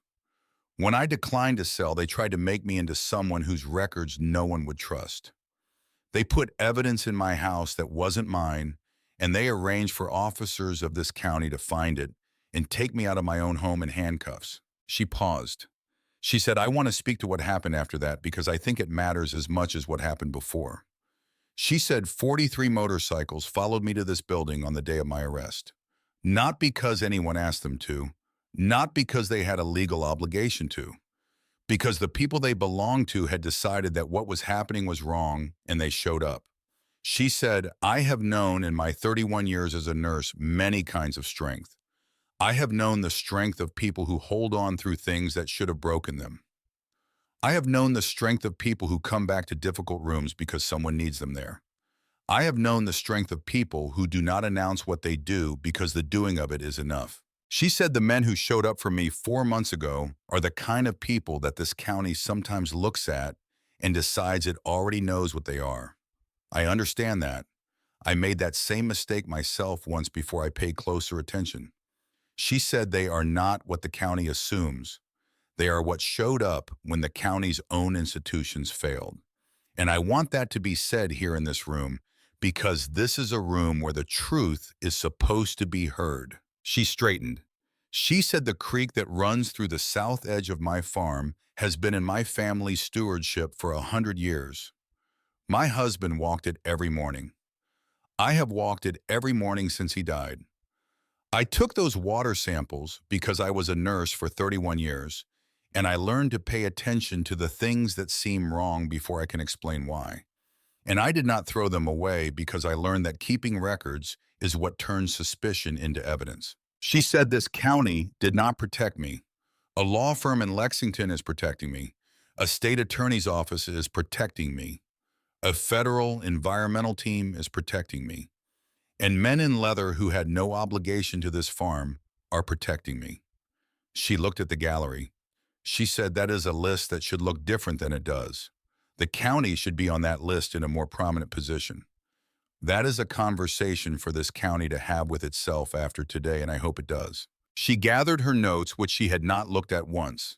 She said, "I would like my farm back. I would like the charges against me formally and publicly withdrawn. I would like the families who sold under duress to receive every legal remedy available to them. And I would like this county to understand that the most dangerous thing a person with power can do is underestimate a woman who keeps her record straight." She walked back to her seat. The room was quiet for a moment. Then from the back where the Iron Cross members stood, someone began to clap. It started in 2 or 3 places at once and then spread across the gallery, steady and genuine, the sound of people in a room who have heard something they recognized as true. Harlan Decker at the defense table did not move. Dorothy sat down beside her son. Tommy put his hand briefly on her arm. She put her hand over his for one moment, and then they both looked straight ahead, and the federal judge thanked the parties and called the conclusion of the preliminary proceedings. The formal charge against Dorothy was withdrawn that afternoon with a public statement by the county prosecutor's office acknowledging that the evidence presented in support of the charge had been fabricated and that the persons responsible were subject to ongoing federal proceedings. Dorothy read the statement once and put it in the notebook with everything else. She drove back to the farm in the gray February afternoon with Tommy following in his truck. She went to the barn and checked on the animals, and looked at the roof, which still needed work, and which she had enough in reserve to address in the spring if she was careful. She walked to the fence post at the edge of the garden and put her hand on it briefly. She said out loud to no one who could answer all right then, "It's all right." She went inside and put the kettle on. Vance came by that evening alone the way he had been coming by. He knocked because he always knocked, and she opened the door and he came in, and she did not say anything about the courthouse, and neither did he, and they sat at the kitchen table with their tea, and it was enough to simply be in a room where what had needed to be done had been done. After a while, he said, "You were good in there today." She said, "I said what was true." He said, "That's what made it good." She looked at him across the table. She said, "There's something I want to give you." She got up and went to the bedroom, to the box on the shelf in the closet where she kept things from Earl, the things that were too personal for a dresser drawer and too important to put away in the attic. She took out a photograph. It was from 1997, the year before the mine accident, a company photograph from the Harlan Shaft operation, the kind that companies did annually in those years, all the workers in their gear standing in rows outside the main entrance. She had found it in Earl's things after he died, in an envelope he had kept in the inside pocket of his work jacket, which she had never understood, but had kept because it was one of the few things he had kept deliberately. She brought it back to the table and set it in front of Vance. He looked at it. His jaw went tight. She pointed. "Row 2 far left," she said. "That's Earl. He was 43 in that picture." Vance looked at the photograph for a long time. At the big man in the second row with the dark hair going gray and the scarred left forearm visible at the cuff, and the expression on his face of a man who is present and capable and does not need the camera to know it. Vance said, "That's him." Dorothy said, "Yes." He said, "Can I?" She said, "It's yours. Keep it." He looked at her. She said he would have wanted you to have something. He would not have wanted a fuss about it. He would have wanted you to take the photograph and that to be enough. Vance said, "That is enough." He folded the photograph carefully and put it in the inside pocket of his jacket, the same place Earl had carried it, and Dorothy thought about that and did not say anything about it. They sat for a while longer. The creek ran along the south edge of the property in the February dark cleaner. Now the EPA intervention, having addressed the immediate contamination source, the longer remediation work ongoing. It would take time. That was true of most things worth fixing. Dorothy thought about spring, about the garden and the roof and Tommy coming home to the county, and the creek running clear the way it had run when she had first walked this farm with Earl 46 years ago. She thought about the families along the watershed, the Hendersons and the Palmers and the Coopers. The legal proceedings around their situations were ongoing. There would be remedies, partial ones, the law's version of repair, which was rarely the same thing as the real version. But they were not alone with it anymore. There was a record, there was accountability, there were federal agencies involved who had an interest in making sure it did not happen the same way in another county. Vance left at 9 o'clock. She walked him to the door. At the door, he turned and said, "I want to ask you something." She said, "All right." He said, "I've been having supper here 2 or 3 times a week for 4 months. I want to know if that's because you've needed me for the case or if it's something else." Dorothy looked at him. She said, "The case is largely resolved." He said, "I know." She said, "You're welcome to keep coming." He said, "That's a careful answer." She said, "I know that too." He looked at her. He said, "I'm not trying to be what Earl was." She said, "I know that. I'm not expecting you to be." He said, "I just want to be clear about what I'm asking." She said, "Vance, I am 74 years old. I have bad knees and a heart that my cardiologist monitors twice a year, and I talk to a dead man every evening when I walk past the fence post. I am not looking for something simple." He said, "Good. Because I'm not offering something simple." She said, "No, I expect you're not." She held his gaze for a moment. Then she said, "Come for supper Thursday. Tommy will be here." He said he would. She said good night. He said good night. She closed the door. She stood in the kitchen for a moment listening to the motorcycle start up on the gravel outside. The engine settled to its low, steady idle and then moved away down the road, and then she was alone in the house with the tea cooling on the table and the notebooks open to the last entry and the photographs of Earl on the shelf in the bedroom. She washed up the cups. She checked the locks. She walked through each room the way she walked through it every night, confirming that things were as they should be. She stopped in the doorway of the second bedroom, which was going to need fresh paint when Tommy moved his things in, and which had not needed paint for 8 years, because it had not needed to be anything except what it was, a room where the past was stored. She thought about the past, about what it gave you and what it asked of you, about the 100 years of this farm and the 26 years Vance had spent trying to find the man who saved his life, and the 31 years she had spent learning how to be present at the hardest moments of other people's lives. The world had been strange in the ways that only real things were strange. It had not been fair. It had not been safe. It had not resolved into anything as simple as a happy ending, which was a category that Dorothy had never fully trusted anyway, because endings were not the point.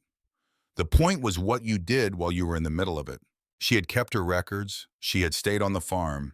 She had shaken hands with a man she did not know and found that he was someone she could work with, and then found that he was something more complicated than that, and had decided not to look away from the complication.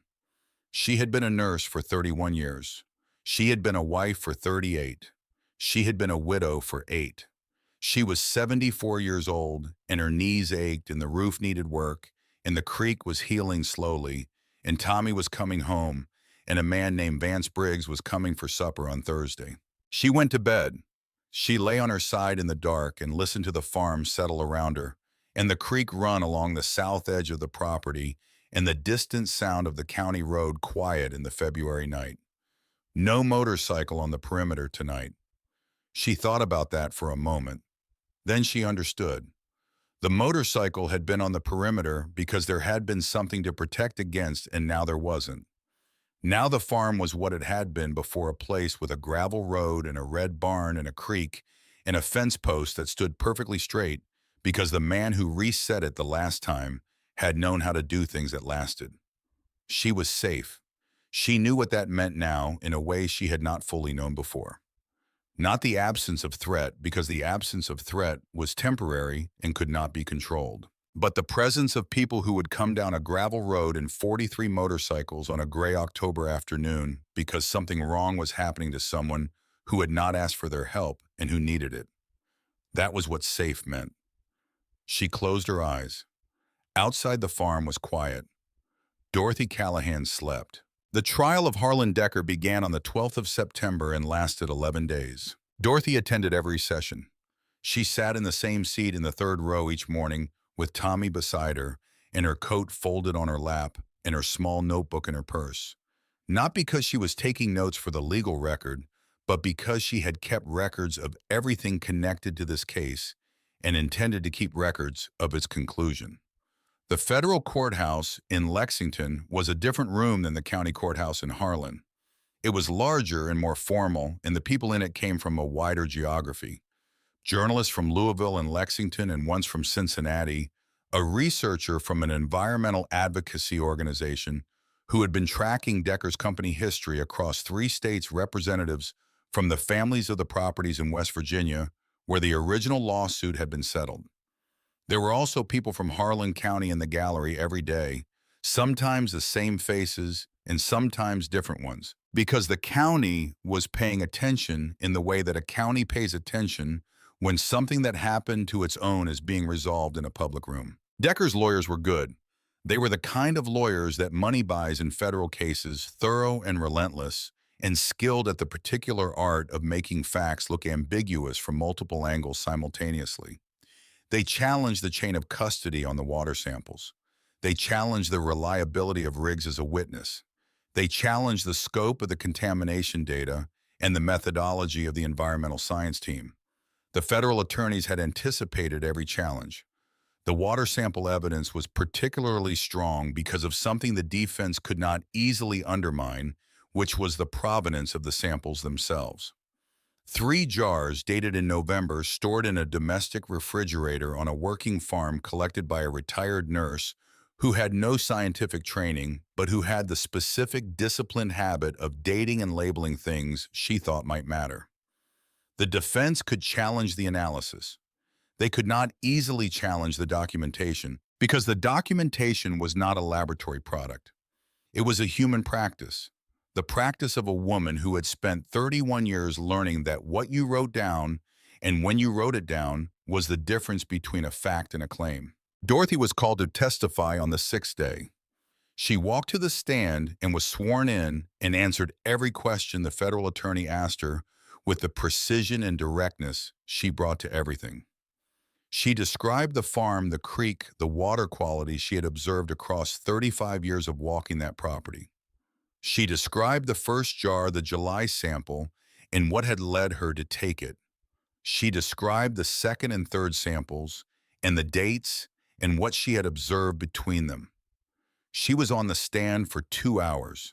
On cross-examination, Decker's lead attorney approached her with the practiced confidence of a man who knows that the goal is not to break a witness, but to introduce doubt.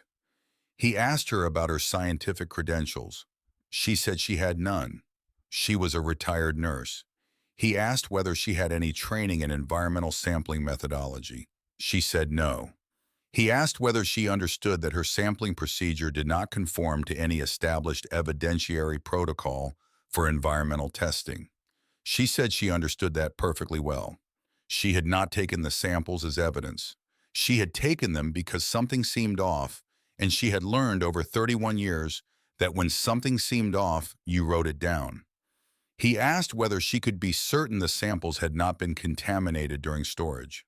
She said the jars had been sealed glass canning jars, clean, stored in a refrigerator that no one else had access to in a house on a private farm. She said if he was proposing that someone had introduced contamination to jars in her refrigerator over a period of 3 months, she would be interested to hear the mechanism. The attorney moved on. He asked about her motivation for documenting Decker's land acquisition activity. She said her motivation was that something seemed wrong and she was in the habit of keeping records. He asked whether she had any personal or financial interest in opposing the acquisition. She said she had a strong personal interest in not losing her farm. He asked whether that interest might have colored her interpretation of events. She said that was possible for anyone in any circumstance, and that it was why she had kept records rather than opinions, so that the interpretation could be done by people with the appropriate authority and training. He sat down. The federal attorney had one redirect question. She said, Mrs. Callahan, in your professional career as a nurse, did you ever take notes on a patient's condition that later proved critical to their treatment? Dorothy said yes, many times. The attorney said, and were those notes ever challenged on the grounds that you were personally invested in the outcome for the patient? Dorothy said no. They were notes. The treatment team used them because they were accurate. The attorney thanked her. Dorothy walked back to her seat. She sat down beside Tommy. He put his hand briefly on her arm. She looked at the notebook in her purse.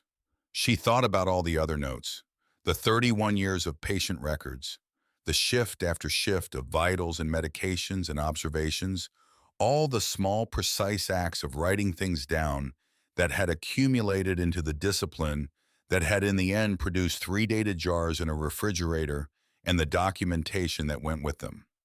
She had not known when she started her first nursing shift in 1971 that she was building a practice that would matter to anything beyond the patients in front of her.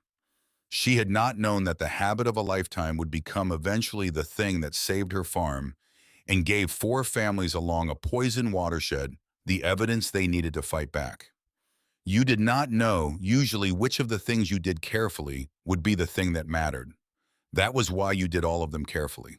On the 11th day, the jury deliberated for 4 hours and returned a verdict of guilty on all counts. The contamination charges carried federal penalties that included mandatory remediation funding for the affected watershed. The fraud and conspiracy charges carried prison time. The judge sentenced Harlan Decker to 16 years in federal prison. His company's assets were frozen pending resolution of the civil cases. The courtroom was quiet when the verdict was read. Not shocked quiet, the quiet of a result that had been coming and had arrived where it was supposed to arrive. Dorothy sat in the 3rd row and listened to the verdict, and felt something settle in her chest that had been unsettled since the morning of the arrest, a weight redistributing itself into something that was not lighter exactly, but was more correctly placed. She looked across the room at Harlan Decker, who sat at the defense table while the verdict was read, and who did not look toward the gallery. She thought about the letter in the kitchen drawer with its polite zeros and its 30-day deadline, and the second letter with its precision and its implicit threat, and the shoebox that had appeared in her closet. She thought about what he had not understood when he decided she was a solvable problem. He had seen a 74-year-old widow on a farm that was barely making it. He had seen someone tired and isolated and financially marginal and surrounded by neighbors who had already sold. He had calculated correctly that those were conditions that produced compliance. He had not seen what 31 years in an ICU built. He had not seen the notebooks or the jars in the refrigerator or the 46 years of paying attention to a particular creek in a particular watershed in a particular sky. He had not seen the 43 motorcycles that would come down a gravel road because the right person asked. He had looked at Dorothy Callahan and seen an obstacle. He had not looked carefully enough to see what she was made of. That she thought was his mistake, not the letters or the shoebox or the corrupted deputies. Those were his crimes.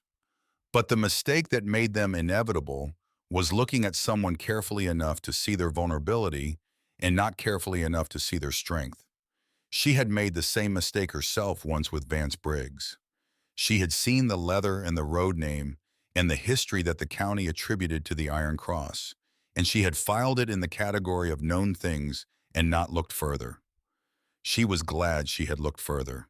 The courtroom began to clear around her. Tommy was talking to Sandra Holden. The federal attorneys were gathering their materials. Dorothy sat for a moment longer.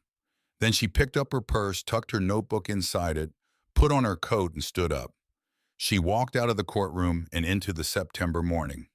Tommy caught up with her, and they walked to the parking structure together, and he drove and she sat in the passenger seat and looked at the Kentucky countryside going past the hills beginning to turn with the first edges of fall color amber and gold coming into the green, the same colors that came to the ridge above her farm every year. She thought about being home. She thought about the porch in the evening and the hawk on the fence post and the creek running clean in the hollow. She was going home. The fall came in the way fall always came to Harlan County. Not suddenly, but by degrees, the hills going from green to gold to the deep red-brown that was the color of the place at rest, the mornings getting sharp and clear, the creek taking on the cold snap that meant it was running well. Dorothy walked the creek line on the first Saturday of October, the same way she walked it every year, checking the banks and the water clarity and the small signs that told her how the property had come through the summer. She walked the whole length of the south boundary from the old willow at the east corner to the split bark elm at the west, and the water ran clear and cold over the limestone shelf near the middle, and the banks were intact and the smell of it was clean. She stopped at the split bark elm and put her hand in the current.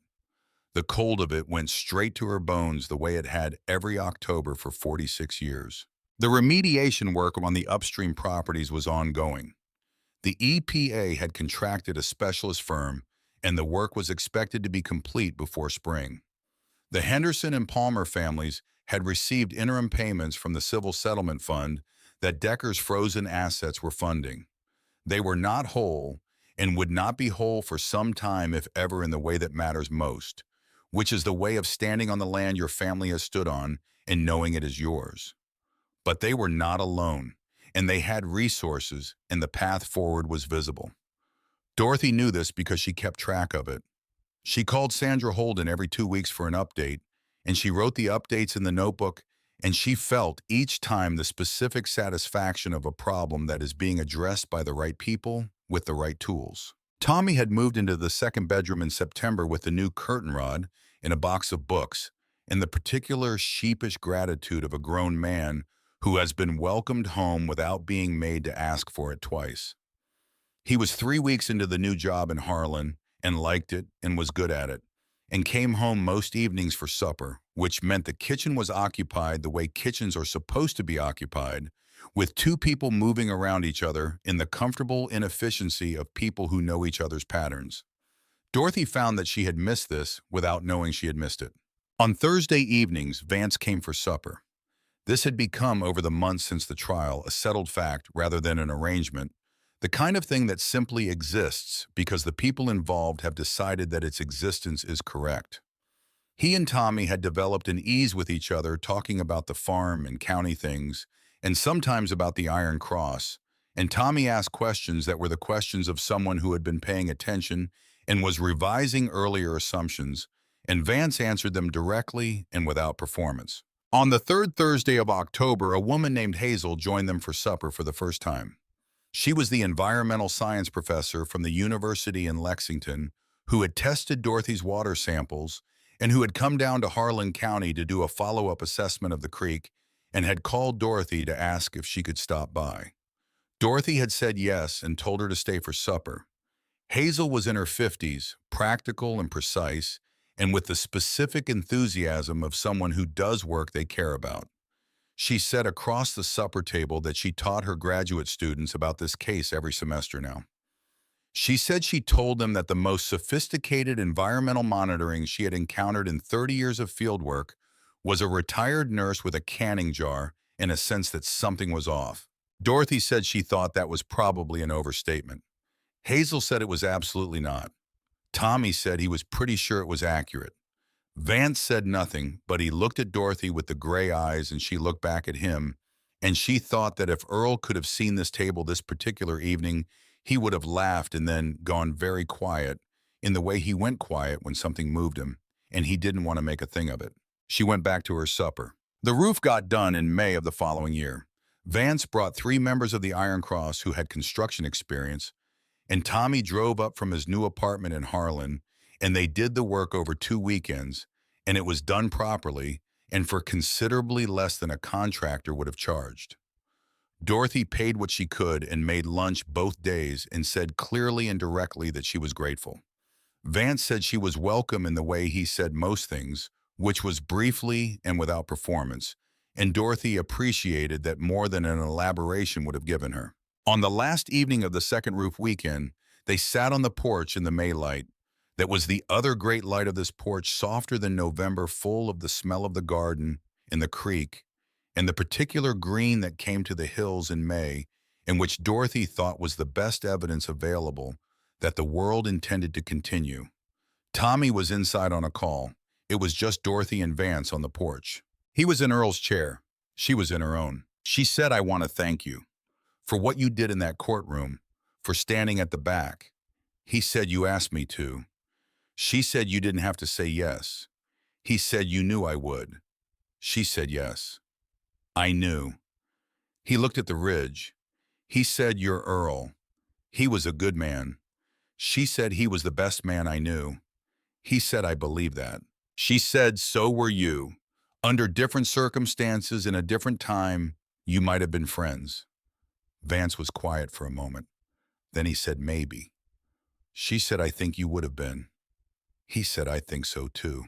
They sat in the May evening, and the light went through amber and gold, and then the first stars came out over the ridge, and the creek ran along the south edge of the property, clear and cold and present, as it had always been and would be, as long as anyone on this farm was paying attention. Dorothy Callahan sat on her porch on her farm, on the land that had been in her husband's family for 100 years, and looked at the sky that was honest in the way that Earl had always said it was. And she thought that whatever came next was going to come to her right here on this ground under this sky. The same decision she had made 8 years ago on the night she came home from the hospital and walked through every room and stood in the doorway of the barn. Still decided, still true. She was 74 years old and she had kept her record straight, and she had outlasted the thing that had come for her, and the creek ran clean in the hollow, and the roof was sound above her. And there were people in this county in leather and in wool coats and in county offices and in a farmhouse kitchen 2 miles up the road who knew who she was. Not because she had told them, because she had shown them. That Dorothy Callahan had always believed was the only way a person's character was ever really known. Not the words about it, the record of it. She had a very good record. The hawk came back to the fence post as the stars grew thick and clear above the ridge. Dorothy watched it until the dark was full, and then she went inside and locked the door and went to bed. She slept the sleep of a woman who has done the work that needed doing and knows the morning will bring more, and is not afraid of that. Just ready. The morning after the verdict, Dorothy woke at 5, the way she always woke, and she made coffee the way she always made it. And she walked out to the porch in her robe and boots and stood looking at the ridge while the sky went gray and then pink and then the full clear blue of a September morning in Kentucky. The hawk was on the fence post.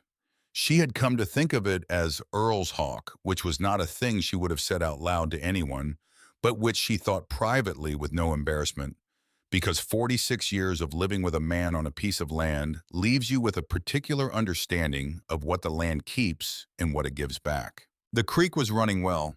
She had checked it yesterday when they got home from Lexington, and it had that quality it had before June, before the contamination had begun.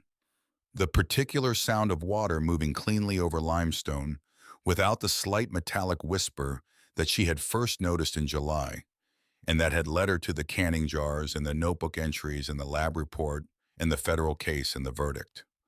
All of that was connected. All of it had begun with standing still enough to notice something small.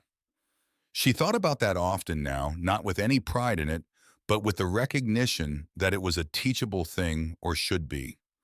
The willingness to notice, the discipline to write it down, the patience to wait until you understood what it meant. She went inside and scrambled eggs and made toast and sat at the kitchen table, and Tommy came out of the second bedroom at 7 with his hair still damp from the shower, and the specific alertness of a man who has slept well and woken into a day he knows will be ordinary and is glad of it.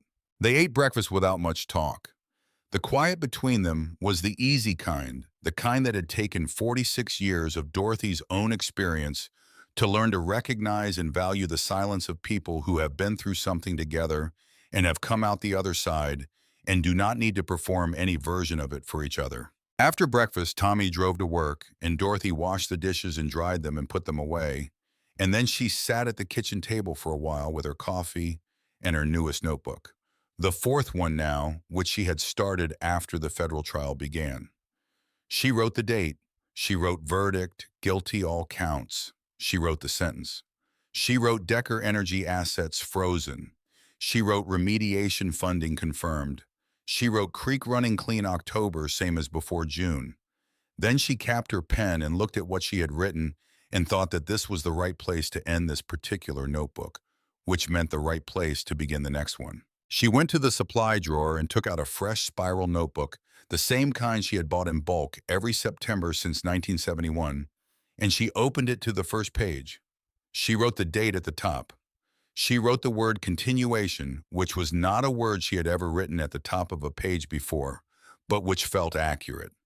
Everything that came next was a continuation, not a beginning and not an ending, a continuation.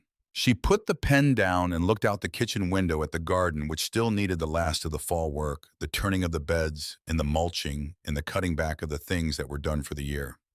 She thought she would do that today. It was good work for thinking, which she had a great deal to do. She thought about the families along the watershed. The Hendersons had called her the week before the trial to thank her for the documentation she had provided, which had formed part of the evidence basis for their civil case. The woman, Ruth Henderson, had been on the phone for 20 minutes, and Dorothy had listened the way she had listened to patients and their families for 31 years, which was fully and without hurrying toward resolution. Ruth had said things that people say when they have been through a hard thing, about feeling invisible, about the specific humiliation of being pressured out of a place your family had been for generations, about the way that nobody official had believed them when they said something was wrong. Dorothy had heard all of this carefully and had said at the end that she believed them, that the records showed what had happened, that the records would continue to show it as long as anyone looked. Ruth had said, "How do you keep going when people make you feel like you're nothing?" Dorothy had thought about this. She had said, "I was a nurse for 31 years. Every patient who came into my ICU was scared and in pain and at the worst point of their life. Some of them felt like nothing too. I found that the best thing you could do for a person who felt like nothing was to treat them like someone, not to argue with the feeling, just to do the opposite of it consistently until the weight of the evidence changed the calculation. Ruth had been quiet for a moment. Then she had said, "That's good advice." Dorothy had said, "It works on yourself too." She thought about that conversation now in the kitchen in September, with the creek running clean outside, and the verdict written in her notebook, in the second bedroom freshly painted and occupied. She had applied the same logic to herself, she supposed, without ever articulating it that way. She had not spent these past months arguing with the county's assumptions about who she was or what she deserved. She had just done the opposite of those assumptions consistently until the weight of the evidence changed the calculation. It had worked. The phone rang mid-morning. It was Sandra Holden calling with a follow-up on the civil proceedings, a specific question about the dates on two of the creek samples that the opposing counsel had raised. Dorothy went to her notebook, found the relevant entries in under 30 seconds, and read the dates and her observations aloud, while Sandra wrote them down on her end. When they were done, Sandra said, "You know I'm going to keep calling you about records for the next 2 years at least." Dorothy said, "You have my number." Sandra laughed. "She said I want to tell you something before I let you go." Dorothy said, "All right." Sandra said, "I have been practicing law in Harlan County for 18 years. I have worked with a lot of clients in situations like yours. Cases where somebody powerful decided that somebody without power was a problem that could be managed. And I want you to know that what you did, the way you documented, the way you held together, the way you showed up in that courtroom was the best version of what a client can do for their own case that I have seen in 18 years. Dorothy said, "I just kept my records." Sandra said, "Yes, that's exactly what I mean." After she hung up, Dorothy sat with the phone in her hand for a moment and thought about that, and then she put the phone down and went to get her garden gloves. She worked in the garden through the afternoon, turning the beds in the back half acre, cutting back the spent plants, working the compost into the soil, with the methodical efficiency of someone who has done this particular work for decades and knows exactly how it ought to go.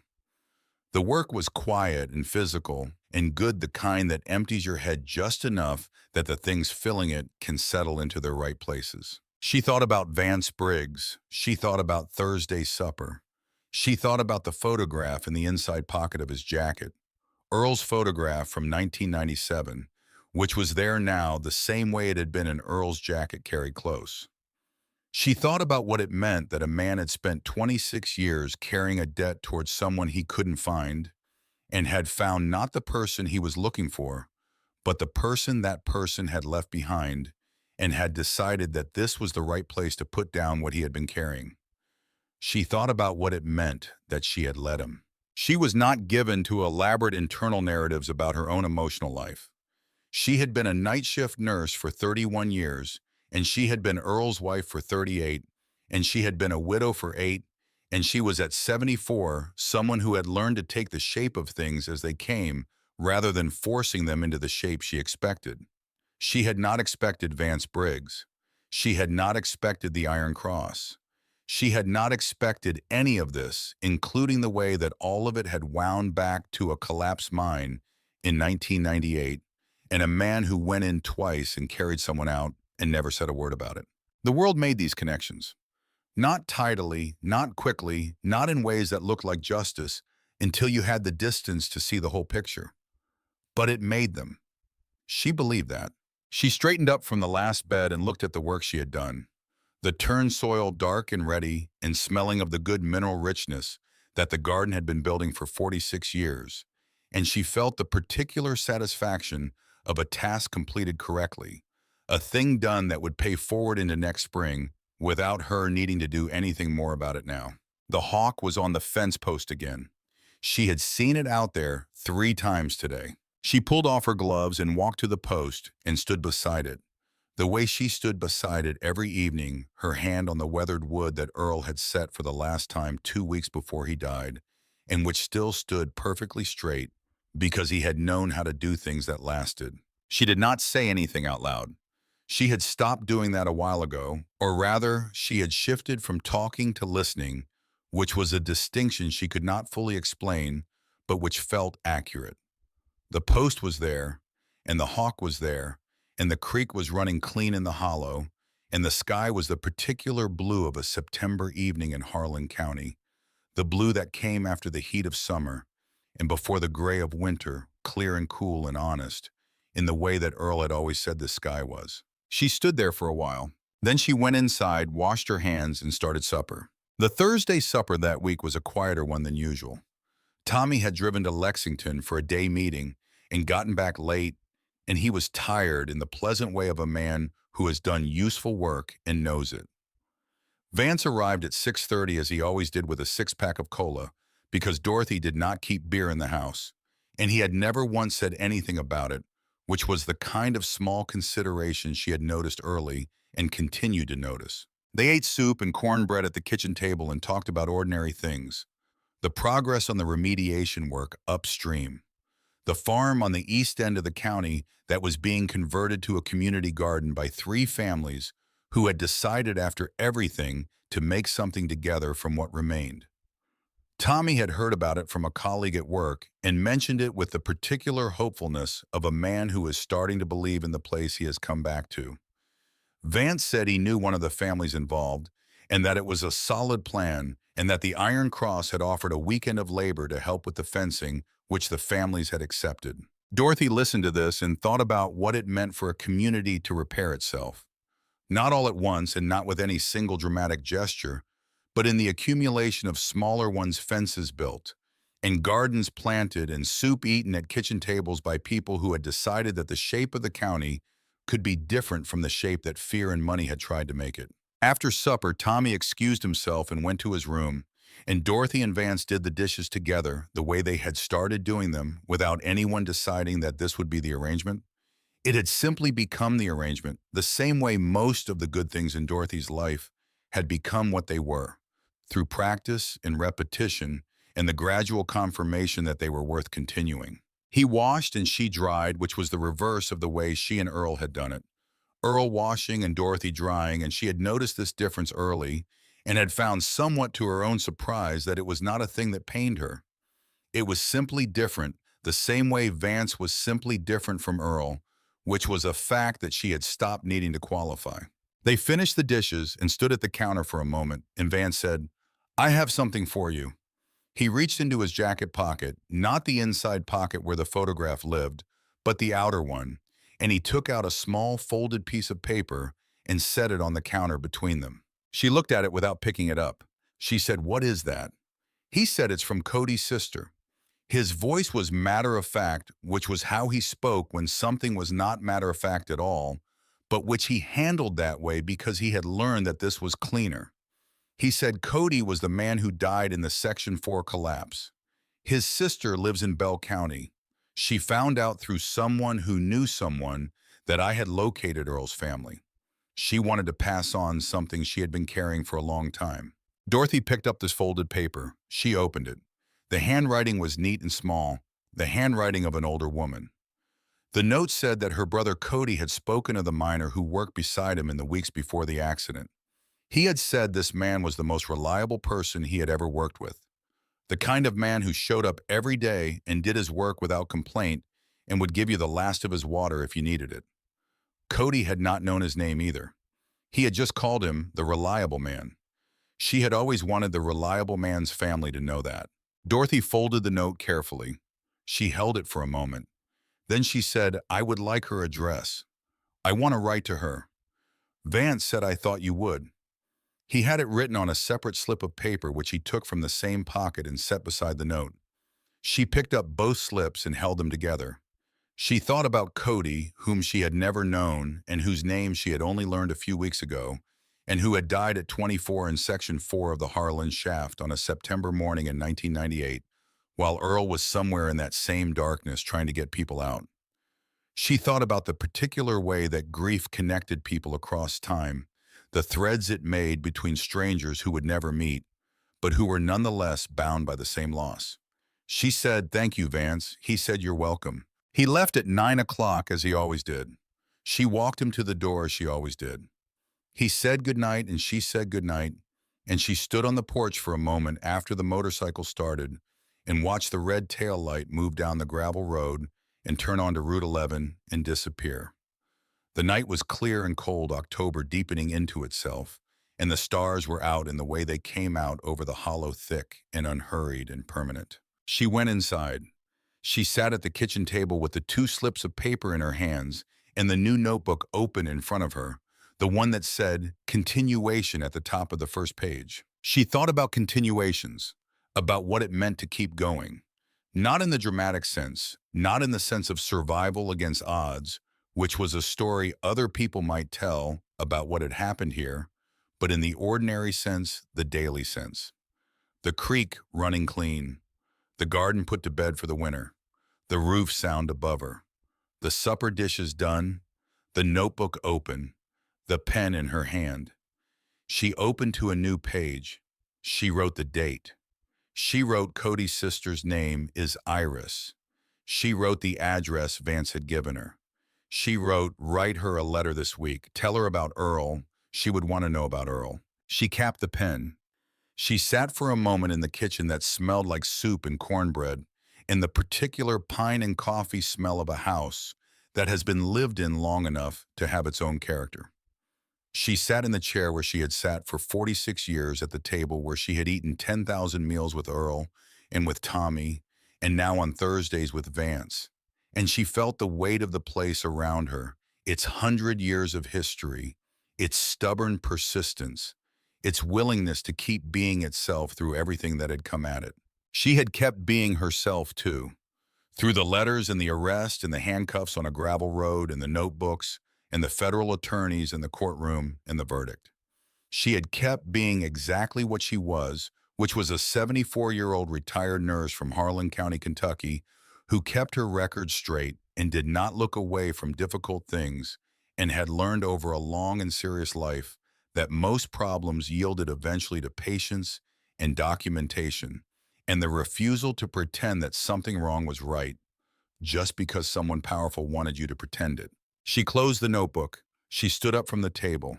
She turned off the kitchen light and walked through the house, checking the locks, which she did every night. And then she stood for a moment in the doorway of the second bedroom and looked in at Tommy sleeping, and she felt the particular gratitude that had no name, the one that arrives when you look at someone you love, who has chosen to be present. She went to bed. She lay on her side in the dark and listened to the farm around her, and the creek running in the hollow, and the distant sound of the county road empty and quiet and belonging to everyone. The hawk would be somewhere in the dark trees above the garden. Earl's fence post would be standing exactly as it had stood. The creek would be running exactly as it should. She was 74 years old and she had a good record, and people who showed up in a farm that was still hers and work still to do in the morning. She closed her eyes. She was ready.